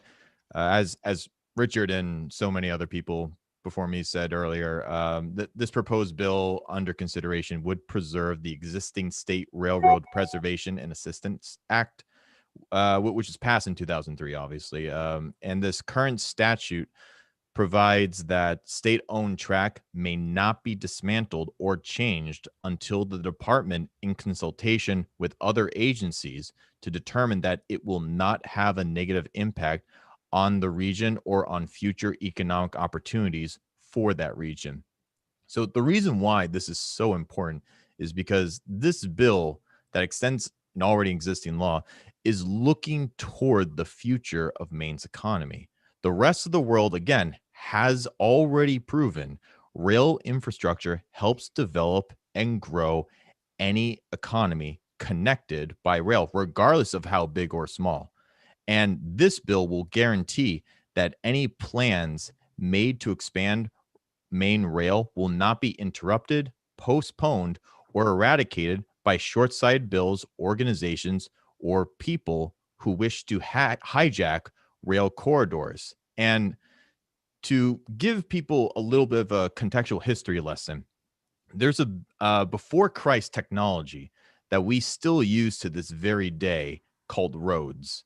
Roads helped build the infrastructure and the power of the Roman Empire, so much so that the phrase "all roads lead to Rome" was coined, and we still use that to this day.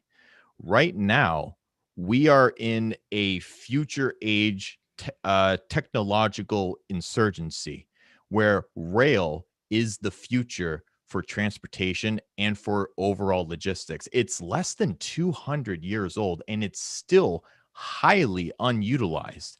It is vitally important to make sure that we include all plans to go unmitigated to expand rail infrastructure, because this technology is an empire builder.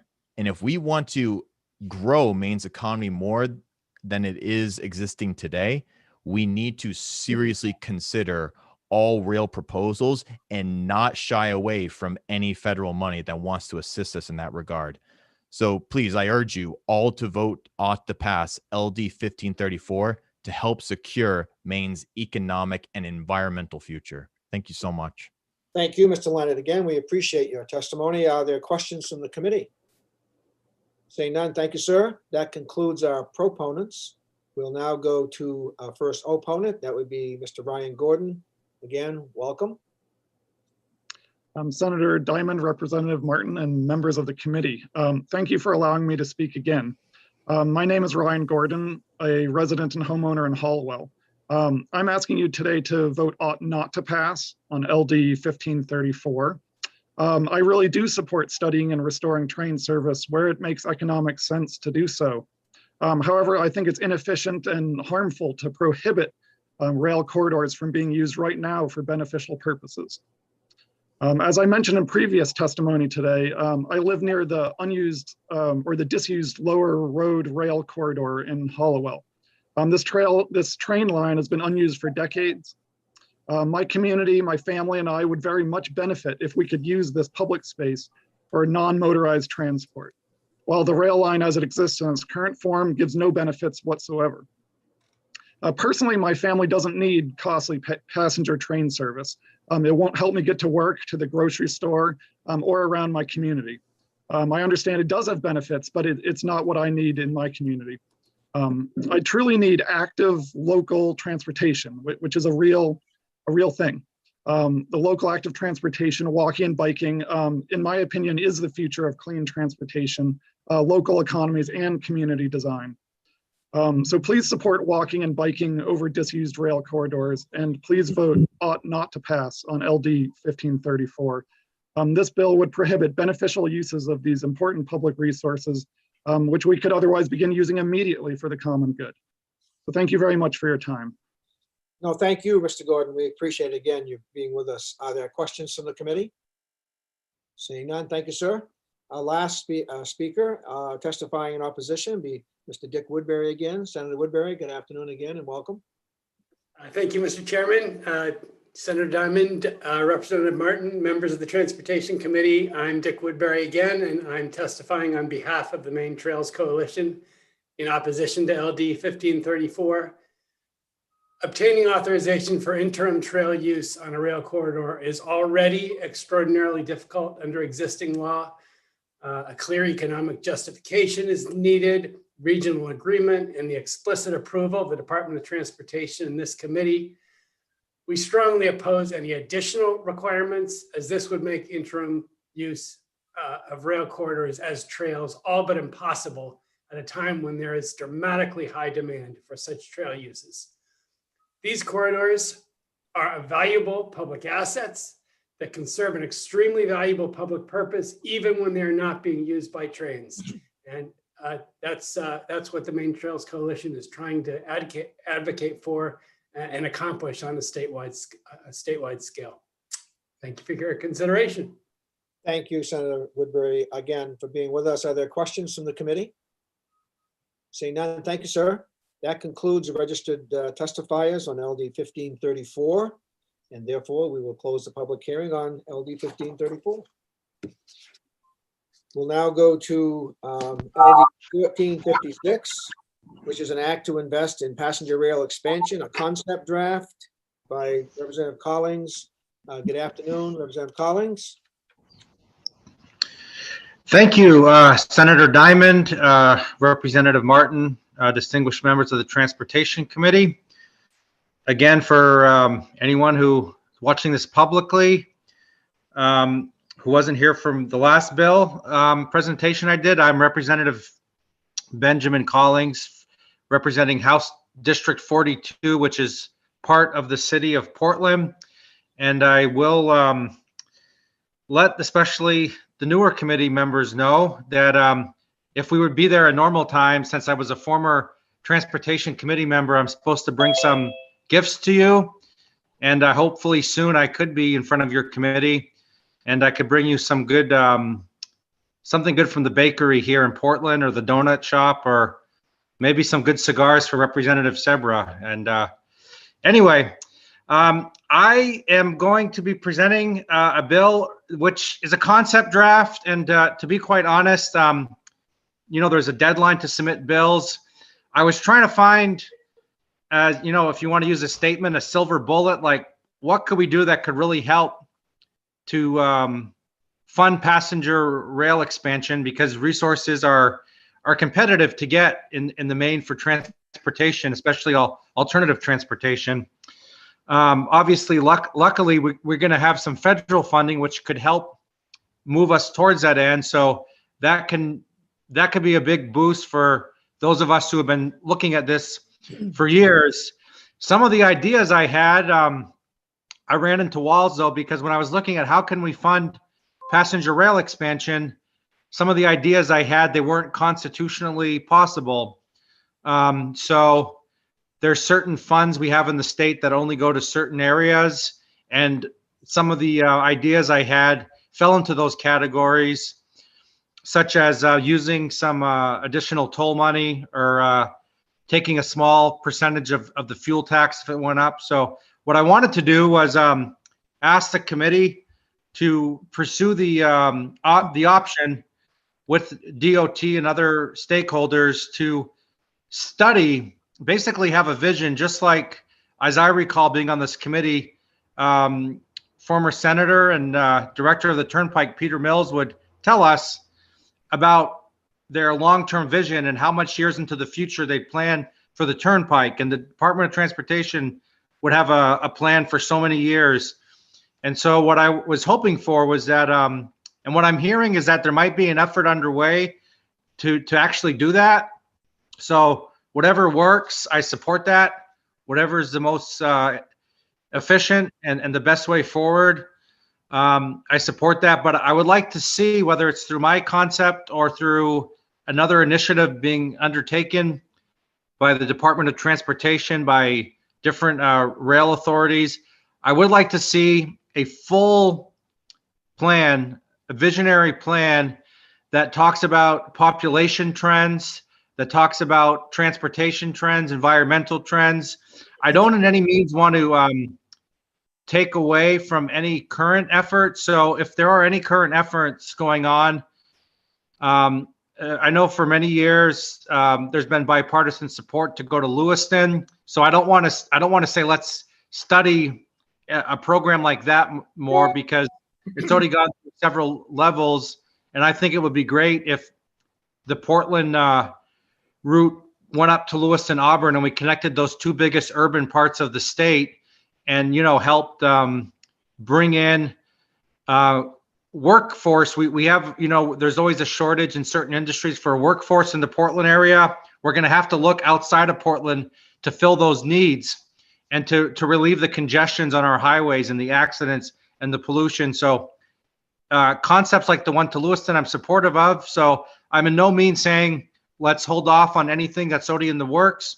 What I am saying for is let's look at everything that's on the table in front of us, on the back of the table, short-term, long-term, and look what's best. If I know there's talk about maybe a route that as well goes from Brunswick, Augusta, Waterville, Bangor.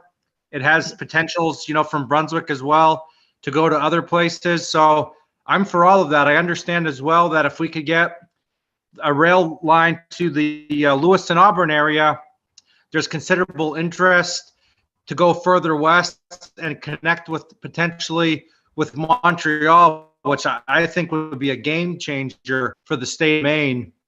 So what I'm saying is that whether through this concept or through some other process that you're working with in this committee or with groups that are involved with jurisdiction in this case, please take seriously planning for our future, for population, for congestion, for all those trends and demographics, what it could be. Like, we know for sure what happens when you don't plan. Look at Boston, for example. When they didn't plan and they had much growth. Their road system was a mess, and you had that big dig that went on forever, and the whole thing is like, because they didn't plan for their future. They didn't plan for future growth. So I think we have the resources, the brain power here in the legislature and those that work in the transportation and rail industries to put together something, again, in my concept or in a different concept that may be floating around to really study the long-term viability and what steps we need to take to move forward the variables. So that's what this bill's about. It's a concept draft. I think it's important, though, that we plan for the future, don't just react, that we plan. We have some say in the destiny of what our future economy and communities will look like. Young people are flocking to urban areas, and a lot of them aren't drivers. More and more people want to use rail. And the last thing I'll close with is I really don't like to see when there's competition between people and you know, I believe fully that we need everything. We need investments in our roads for people to get to work and go to see their families and be part of the community and go to school. We need to increase the our port in Portland and Eastport to have more trade and commerce. I think that's all positive. Again, as I said before, I support the trucking industry for all that they do to keep our country running. I support expansion to our airports to increase tourists and travel. I also think we can do more for rail. It doesn't have to be an either or. And I also know that we can do trails, and we can have people biking and walking and do rail expansion. We could do this. It's not impossible. So I hope we can cooperate and do what's the best thing for Maine and not have opposition to the ideas, but have cooperation. And I think by doing so, we all move forward. No pun intended. I'd be happy to answer any questions. I've taken up enough of your time, so I understand if there aren't. But again, thank you for listening to me. And I'm whatever directions you all move in as a committee, I'd be glad to help support, especially the points that I've brought up today. So thank you very much. Thank you, Mr. Representative Collins. Representative Danny Martin has a question. Thank you, Mr. Chair. Thank you, Representative Collins, for your thoughts on concept legislation.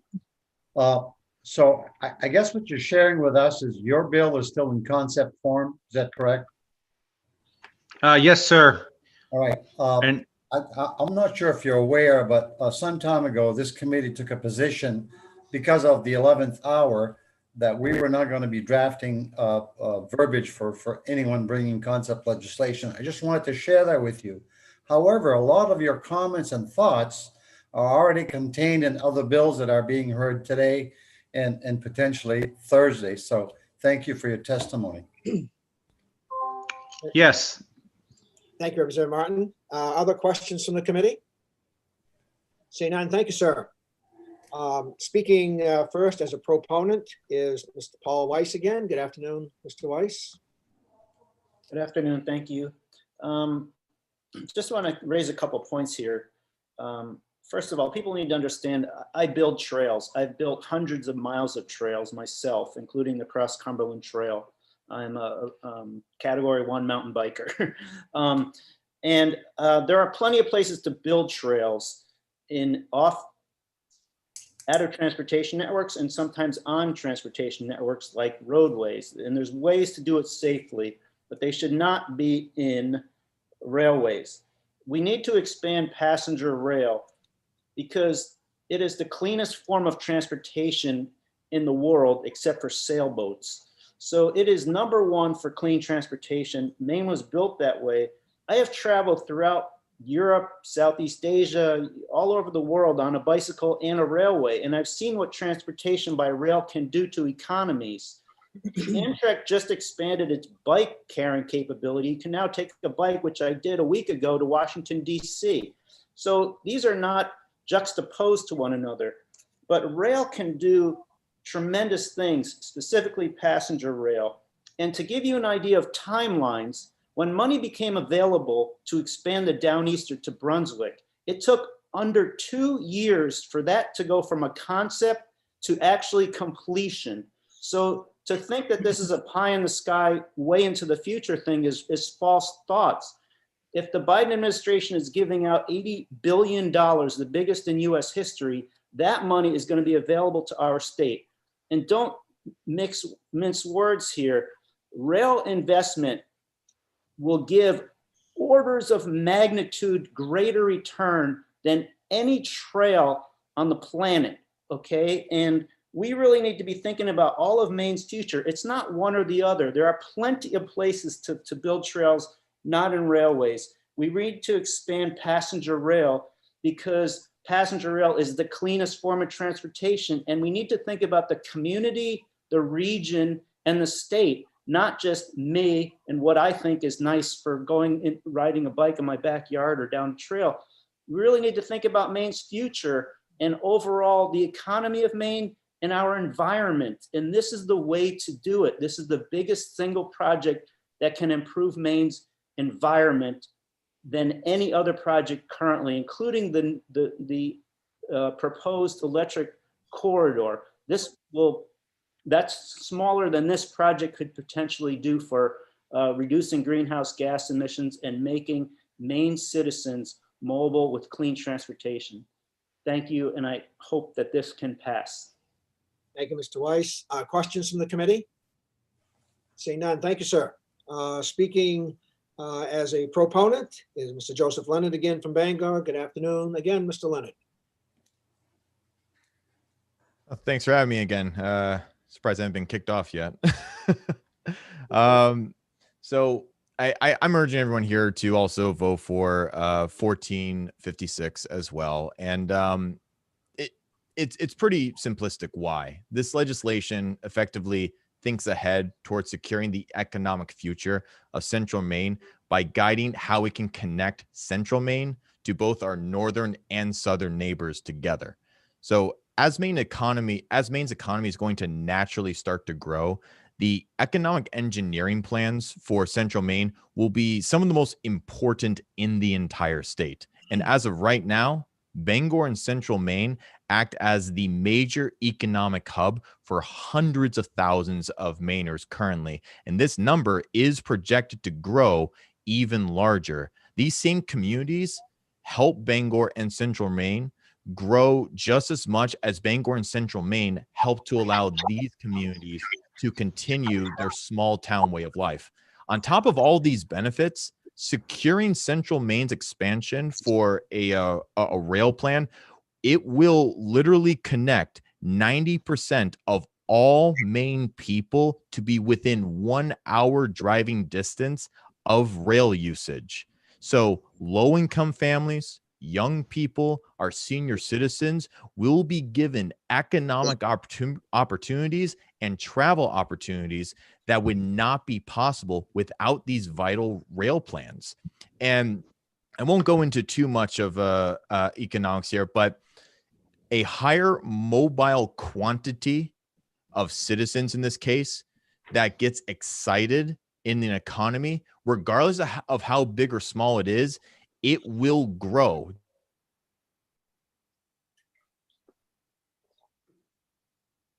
I think we lost him. He's still with us.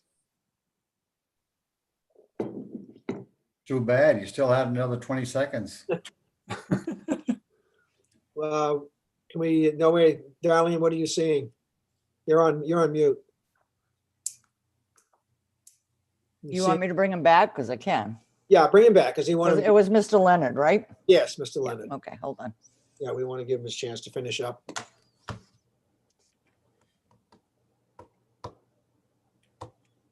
Mr. Leonard, welcome back, sir. We had a little glitch there, but that's okay. I was finishing up anyway. Okay. I was just going to, but because of all those economic opportunities that will help excite the Maine's economy, just like an electron to an atom, the more excited it gets, the easier it's going to be able to attract other atoms to its greater community. So I urge you all to please vote ought to pass LD 1456. Thank you so much. Thank you, Mr. Leonard. Again, sorry for the little glitch there. Are there questions? Technical mishaps happen. Seeing no questions. Thank you very much, sir. That ends our support, those speaking as proponents. We have one more testifier speaking neither for nor against. Senator Woodbury again, welcome. Thank you. Still good to be with you. You have my written remarks. The Maine Trails Coalition is testifying neither for nor against this bill. I'll say that I'm somewhat skeptical of the economic impact statements that have been suggested by some of the prior speakers. But I do see this bill as a potential avenue for evaluating potential uses of corridors around the state. And I think if there's one issue on which many of the speakers on all sides have been indicating, is that they would like the state to do some kind of evaluation that allows us to kind of break this logjam and identify those corridors where the economic impact and structural viability of a corridor can have restored train service. Let's get to it. But on those that aren't, there really is this alternative, hugely valuable public purpose that we can advance. And so if this bill can be a vehicle for initiating that important conversation about where this is economically important to happen and where it's not going to happen, and so an alternative public use as a trail can be advanced, that's entirely a positive thing in my view. And that's the sense in which I think we're supportive of the general direction of what this bill is trying to take. And I think that's was in some of Senator Cohen's remarks in introducing it as well. Thank you very much, Senator Woodbury, for that. Are there questions from the committee? Seeing none, thank you, sir. That concludes those registered to testify on LD 1456. And so we will close the public hearing on 1456 and opening up our last hearing of the day, public hearing, which is LD 991, resolve directing the Department of Transportation to complete a feasibility analysis to initiate a commuter and passenger train service between Portland and the Lewiston Auburn area, presented by Senator Chipman of Cumberland.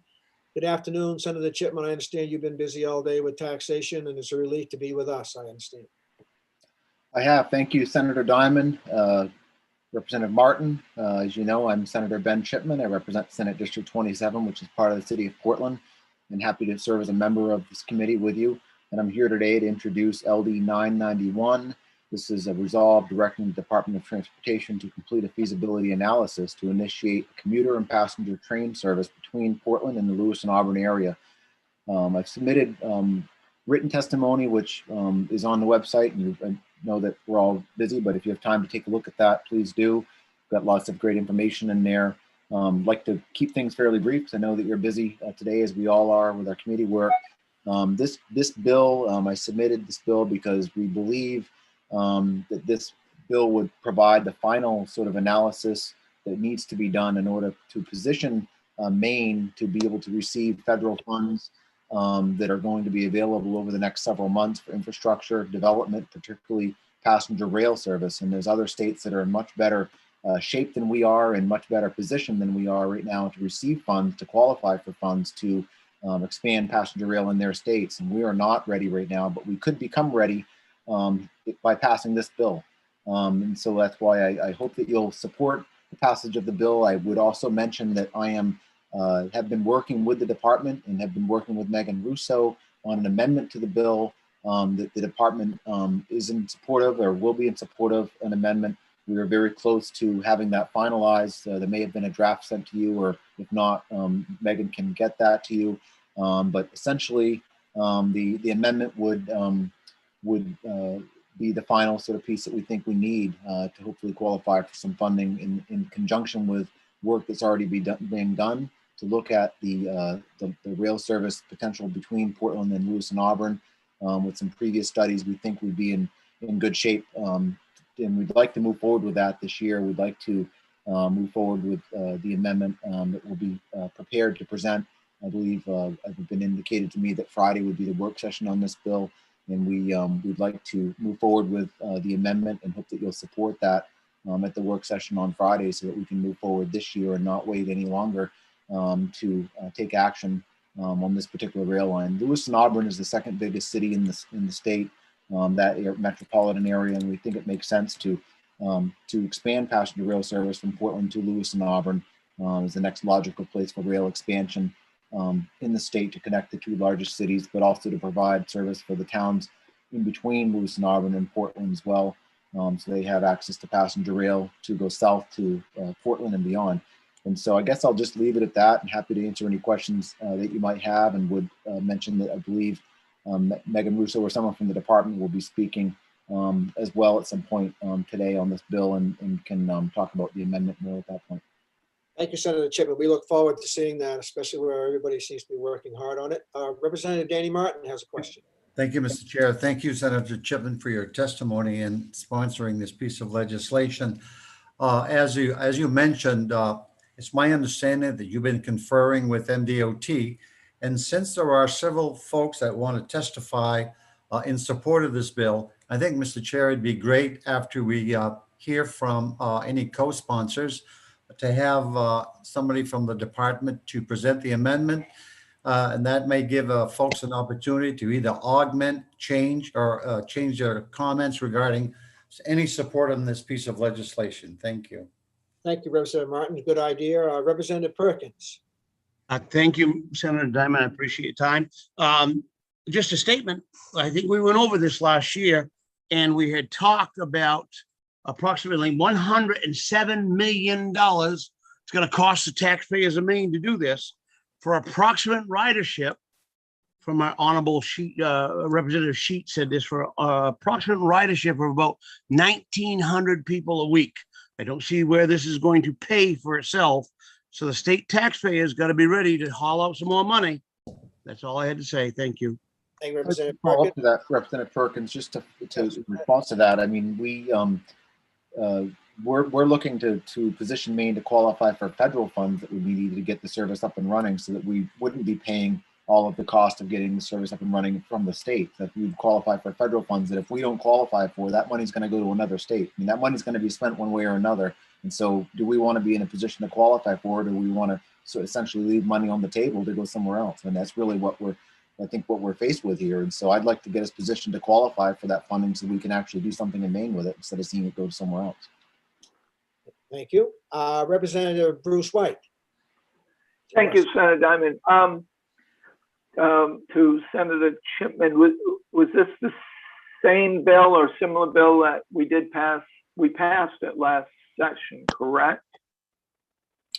So the bill that I've sponsored here is not similar to, I think, anything we passed last session. The amendment to this bill would be similar to an amended version of a bill sponsored by Representative Sheets last session that was passed, and it didn't come to fruition for one reason or another, but it was passed, an amended version of her bill. So the amendment to this bill that I made reference to, that the department can speak to, is similar to the amendment on her bill. So that in that respect, but I wasn't the sponsor of that bill. It was Representative Sheets. Okay, that's one I was referring to, and I'll wait to hear from somebody from the DOT. Thank you. Thank you. Representative Williams, you're a co-sponsor. You can testify. Or are you asking a question? I'm just going to make a statement. Okay. I don't need to testify, but this follows on Representative Perkins' comment about ridership. I think that it's either clear to some of us or will become clear that the study that was done by the department is totally inadequate in terms of estimating ridership. They did not even estimate stations in it. So I find it, as a longtime researcher, I find it impossible to consider that they are able to estimate ridership prior to even estimating where the train stops will be. I stated, I guess it was a week or two ago, that I was going to push for an augmented study to consider ridership, and I will pursue that with the department. Thank you.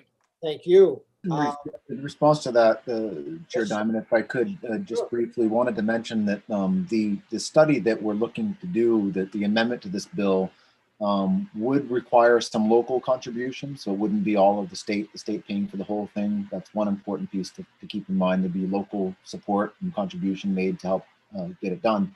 Secondly, it would be looking at economic analysis of economic development that would occur. So in addition to the ridership numbers, which we can agree or disagree on what the ridership numbers might be based on the previous study, but this would not be doing anything that's been done before. This would be looking at the economic development that would occur at the different locations where the train would stop. And so we think by looking at that and combining the economic development benefits and tax revenue benefits and everything that would come from that kind of thing, combined with the ridership, would then allow us to qualify for a significant amount of federal funds to actually make it happen.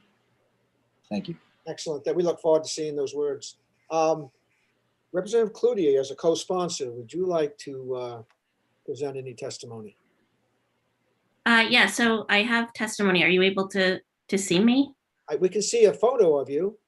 Okay, I can't actually, I don't see myself on the screen, so I can't change that. Sorry. We see your photo and we hear your voice clearly. Okay, so that's all you need. That's all So thank you, Senator Diamond, Representative Martin, and distinguished members of the Transportation Committee. As you know, I'm Kristen Cloutier, and I'm proud to represent House District 60, which is part of Lewiston, my hometown. And I am here today in support of LD 991, resolve directing the Department of Transportation to complete a feasibility analysis to initiate a commuter and passenger train service between Portland and the Lewiston-Auburn area. As many of us know, for many years, our state has considered and discussed the need to invest in our rail system, but little progress has been made on that front. Freight and passenger rail services are important elements in any state's transportation network. They provide safe and efficient movement of people and goods while minimizing the impacts of transportation-related fuel consumption and air pollution. This bill would require the involvement of various stakeholders, including the Maine Department of Transportation, the Northern New England Passenger Rail Authority, planning organizations, and interested municipalities to assess the feasibility of implementing a passenger rail service from Portland to downtown Lewiston. And I just want to say, as a former municipal elected official and former mayor of Lewiston, passenger rail could be a real game changer in the revitalization of Lewiston-Auburn and our continued revitalization. This assessment is a direct investment in our communities. The creation of this service would better connect our two biggest cities and the towns in between by allowing for increased mobility of people and freight. This expansion is a first step in connecting the whole state, something that is long overdue. And the utilization of such a system would support our ongoing workforce development efforts, our tourism industry as it fights to come back from the pandemic, and our overall economy, all while reducing the climate changing effects of transportation on our planet. Rail expansion is critical to the health of our state's economic and environmental future. With the federal government poised to assist states in expanding their transportation infrastructure, now is the time to act, and I hope you will join me in supporting LD 991 and finally making a real investment in Maine's rail system. One request that I would make of the sponsor and the committee as they consider this bill, and some of this may be addressed in the amendment. I haven't seen the amendment, and so I don't know what that will include. I think the city of Lewiston in particular, and probably Auburn as well, would, I think, like the scope of work that is included in the study to be more broadly defined to ensure that we're evaluating all of the best potential station locations. And that's something that I've expressed to Senator Chipman. And in addition, and it sounds like this is probably addressed in the amendment, I just wonder if it might make more sense to transition the study as it's defined in the bill to be more of an economic analysis so that it's following up on the recommendations made in previous feasibility studies, one of which was conducted in 2018. So I thank you all very much for your time, and I'm happy to answer any questions that you may have. Thank you, Representative Cloutier. Always nice to have you with us. Are there questions from the committee? Seeing none, thank you very much. Thank you. We'll now go to our first proponent, Mr. Joseph Leonard from Bangor. Welcome again, Mr. Leonard. Thank you so much. It's been so long. I'm here obviously to talk about LD 991. LD 991 must pass because it is a bill that looks to the future of Maine's economy. The railroads we lay down today will secure the foundation and expansion of public transportation for decades to come. And we happen to, fortunately, live during a time where the federal government wants to give states money to invest into rail infrastructure. However, the only way we can get a piece of that pie is if we present to the federal government a detailed study showcasing the positives and strengths of having rail in this area. And that is exactly what LD 991 is designed to do. Again, the debate over what is the most effective form of transportation is over. Nations all across the world are embracing rail because at its core, it connects distant economies closer than ever before. It minimizes carbon emissions. It promotes economic development. It alleviates poverty. It productively saves time and money for individuals and organizations. And most importantly, the railroads of today lay down the foundations of transportation of the future. So Lewiston and Northern Maine have been in a prime position to utilize rail to help boost their local economies, boost their tourism, assist their young people enter the workforce, and to finally be included into the cultural and economic growth of the greater New England community. Some say patience is a virtue, but Maine has been patiently waiting long enough. And with a massive federal infrastructure plan that President Biden is proposing for rail expansion, there is literally no sane reason to not expand passenger rail. We have a federal government that wants to give states money. We have a populace that wants to invest in rail. And we have multiple bills similar to LD 991, like LD 227, that propose to conduct a study on when, where, why, and how to implement rail. The only thing we need to make this project a guaranteed success is to have our Maine representatives represent the interests of Maine people who support passenger rail, which is the majority of citizens. So I urge you all to vote ought to pass LD 991 to connect ourselves toward a positive future for Maine. Thank you so much, everyone. Thank you very much, Mr. Leonard. Again, other questions from the committee? Seeing none, thank you, sir. Next speaking is a proponent, Paul Weiss. Good afternoon again, Mr. Weiss. Good afternoon, thank you. Just a couple of things. You know, historically, we over 100 years ago had an interurban railway that was electrified, used hydropower from the Presumpscot River and others, and went from Lewiston to Portland in under 45 minutes on 70-mile-an-hour clean, efficient transportation. Here we are over 100 years later. We have a Maine turnpike that is congested, polluted, and costs a huge amount of money to maintain. This is an opportunity of a lifetime right now to have this federal dollars available to us. And I don't, I don't take that lightly. That's once in a lifetime opportunity. As far as ridership and the Downeaster is an example of the DOT originally doing a study, and every single year the Downeaster has blown away the numbers of the original study by not hundreds, but thousands, no, tens of thousands of ridership that have been above what those studies said. Lynn Williams' point, the last study didn't even include where the rail stations were. How can you possibly study ridership if you have no idea where people are getting on and off the train? It's a ludicrous idea. It doesn't exist. So that study is completely flawed. The last thing is we really need to support this because these are Maine's two largest urban areas, and they have nothing but a turnpike and very, very expensive transportation for the people of Maine to use to get between cities. I know dozens of people that commute each day between these two urban centers, and they would love an opportunity to have inexpensive transportation between them that they could use for both commuting and for recreation between cities. I urge you to support this bill. It's one of the most important bills in the legislature right now. Please continue all the work we've done in the past 20 years to get this passed. And this is the last hurdle, and I urge you to support it. Thank you very much. Thank you, Mr. Weiss. Are there questions from the committee? Seeing none, thank you, sir. Next is proponent is Mr. Tony Donovan. Good afternoon again, Mr. Donovan. Is he with us? Yep, should be in a second here. How about now? You are, we got you. Senator Diamond, members of the committee, submitted testimony, and really, I just cannot stress enough the value of this corridor that is under analysis in LD 991. I ask this committee, just each and every one of you, to please support this act. I understand that you are part-time legislators and that you often look to DOT and the commissioner for their professional advice. But in this case, the professional advice from DOT is focused on roads. It's not what LD 991 is about. We are two professionals. We have been involved in rail planning across the state for the 20 years that the studies have taken place. That's the Main Rail Transit Coalition, the Main Rail Group, RUN, other advocates. We have a wealth of professionalism in terms of the consultants that do these studies. We know the economics. We know the environmental impacts. We know about land use, and specifically, we know about transit-oriented development that occurs at train stations.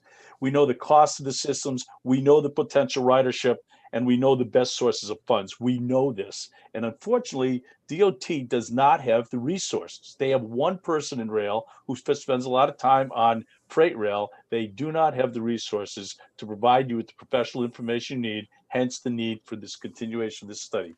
I want to suggest you are taking no risk. I'm not sure if all the members of the committee are still here, but please get the message across. This body has already passed legislation that generates $9 million a year. The auto tax rental generates $9 million a year specific to this purpose. Under the LePage administration, $400,000 was allocated to a study that wasn't completed. In addition, when I hear about local match, this is a state-owned corridor. The local match that Lewis and Auburn put up $100,000 and got no satisfaction, that $100,000 should still be in play. So we pass laws, the state legislature, you passed the Transit Corridor Act to support local and regional partnerships.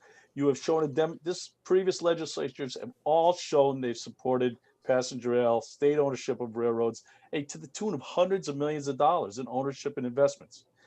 LD 991 takes this to the next level. It brings all the parties to the table. It identifies station sites. If you didn't hear that once, let me say it again. It identifies station sites. It'll identify ridership, and it'll talk to the communities who then can make their own informed decisions about what they're going to contribute, if at all, to a passenger rail system serving their town.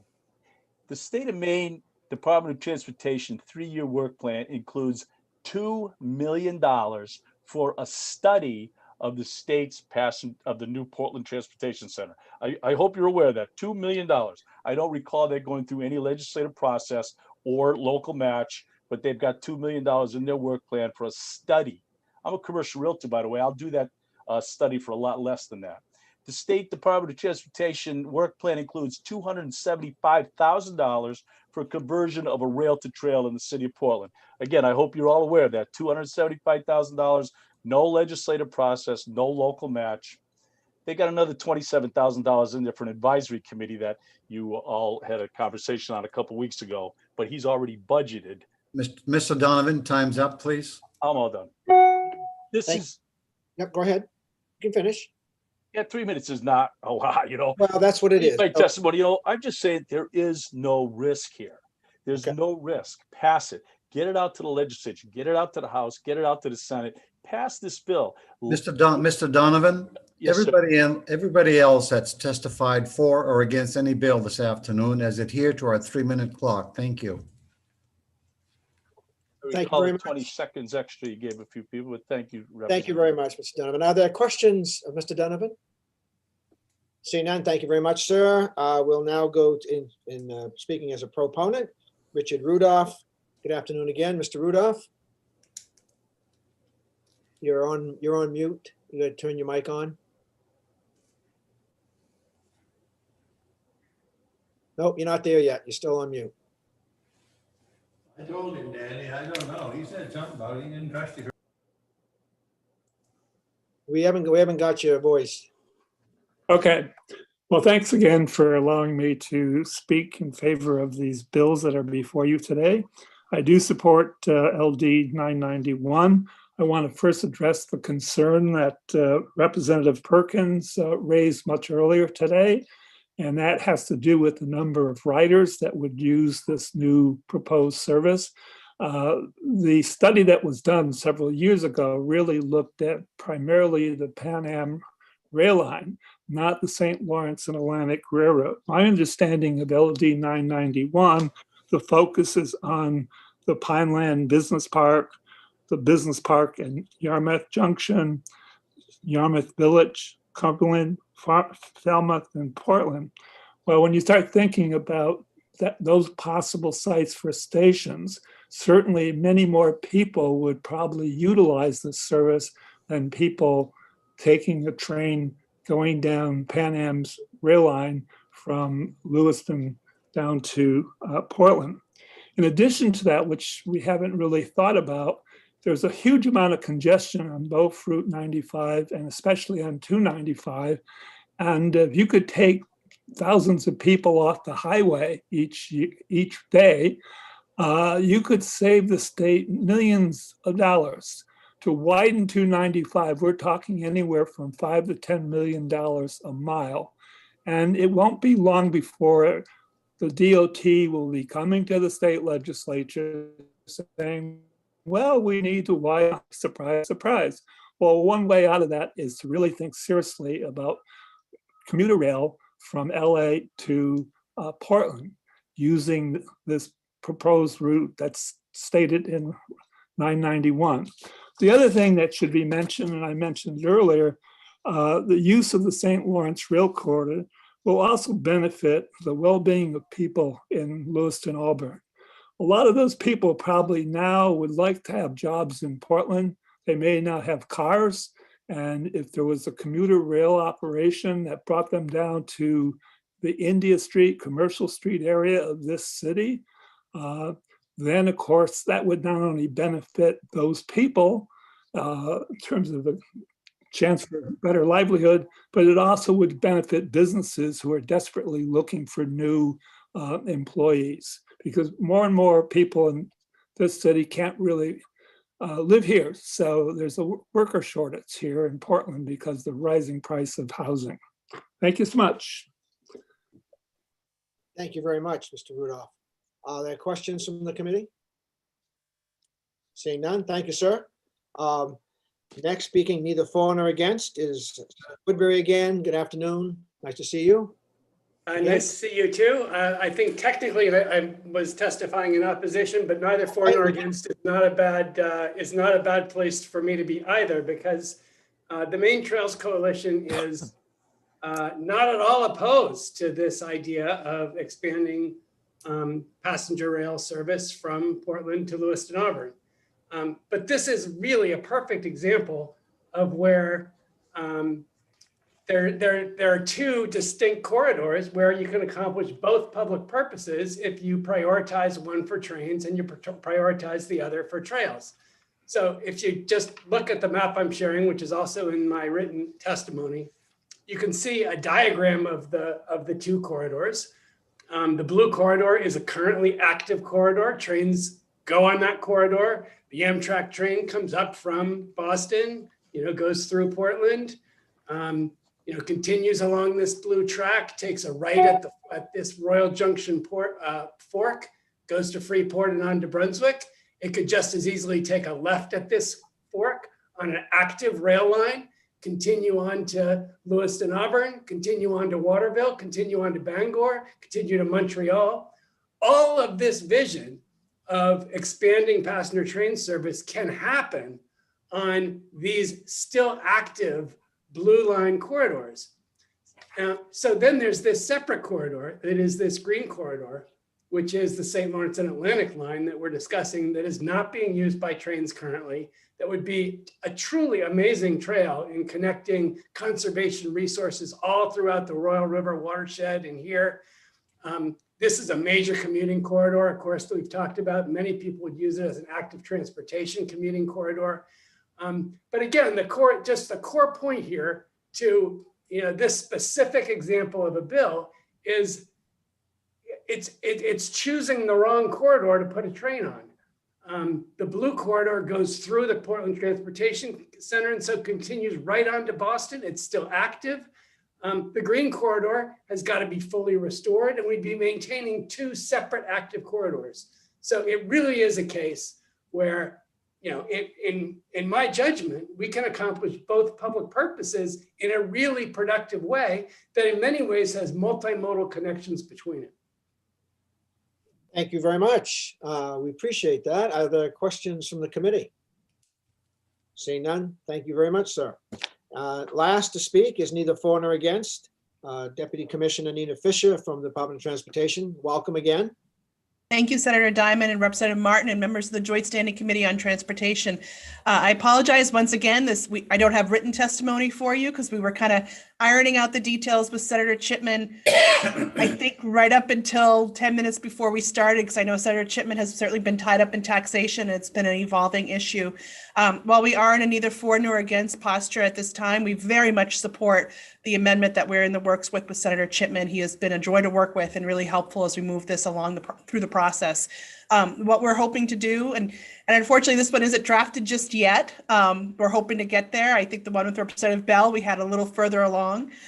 With Senator Chipman, what we're hoping to do is essentially, many of you will recognize from the 129th legislature, where we worked with Representative Sheets on an economic development study. It's a way to look at the economic impact of passenger rail going to the Lewis and Auburn area. If you could look at that bill from last session, that will kind of be very familiar to many of you. That's what we're hoping to accomplish with this. And again, we're just working on ironing out the details on this. We don't want to revisit the study that has already been done. It really is looking at this in a slightly different manner and format. And again, Senator Chipman has been great to work with on this. And I think we all have a united goal moving forward. Thank you for that, Ms. Fisher. Are there questions from the committee? Representative Danny Martin. Thank you, Mr. Chair. Thank you, Nina. You are aware that work session on today's and Thursday's bills is going to occur at 9 o'clock Friday morning?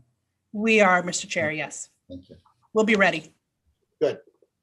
We knew you would. That's perfect. There are other questions of Ms. Fisher. Thank you. And thank you for you and Senator Chipman and everybody who's worked, and Representative Bell working to try to find a way to make all this come together. We appreciate all the hard work. Thank you. It's our pleasure. Thank you. That completes the registered testifiers on LD 991. As you've heard, we'll be having another set of public hearings on Thursday. We have 3 bills only. We have 227, we have 1562 and 672. We'll be hearing those. And then on Friday at 9 a.m., we will have a work session or work sessions on those bills, and we'll hear the negotiated agreements and where we move forward, and we look forward to all of that as well. Mr. Chair and House Chair, anything from your side? You did good, Mr. Chair. No, I think we're good. Very good. Thank you, Darlene. Anything over with you? Yes. If all of you would like to run over to the State House tomorrow before session or sometimes during a break, I have a bunch of bill jackets that need to be signed, and they're all on the horseshoe. Sign your name right beside where your name is typed, and that will eliminate me having to send you and you receiving hundreds of emails to report bills out of committee and getting your okay. Thank you very much. That's a requirement that we all have to follow. So yeah, if you're going to be around and be able to stop in State House on your way, please do that. If there's a break or whatever, please do it that way. And Sam, anything from your side? Sorry, my camera was off. Let me turn it on. No is the short answer. I don't have anything new at the moment. All right, very good. Anything else from any of the committee members? Representative O'Connell. Darlene, when I come by, would you like a peanut butter and fluff sandwich? Yes. I've only had 3 this week. That sounds pretty good, considering we haven't had, some of us hasn't had lunch yet. That's great. I can bring some in, you know. Hey, for the new people, and actually all members, if you can't get in through the double doors, your keys will open the first door when you come in. In case, because I'm not going to be here very first thing in the morning. Right. Okay. Just swipe your key and come in, and they're all lined up over here on the horseshoe. Little swipe. That's good. That'll work well. Anything else from anyone? All right. We'll see you all Thursday, and we'll actually see you tomorrow, I hope. And then we'll see you all Thursday, and look forward to wrapping these things up this week. Anyway, be safe, and we'll see you again. Thank you. See you. Bye. See you. Bye.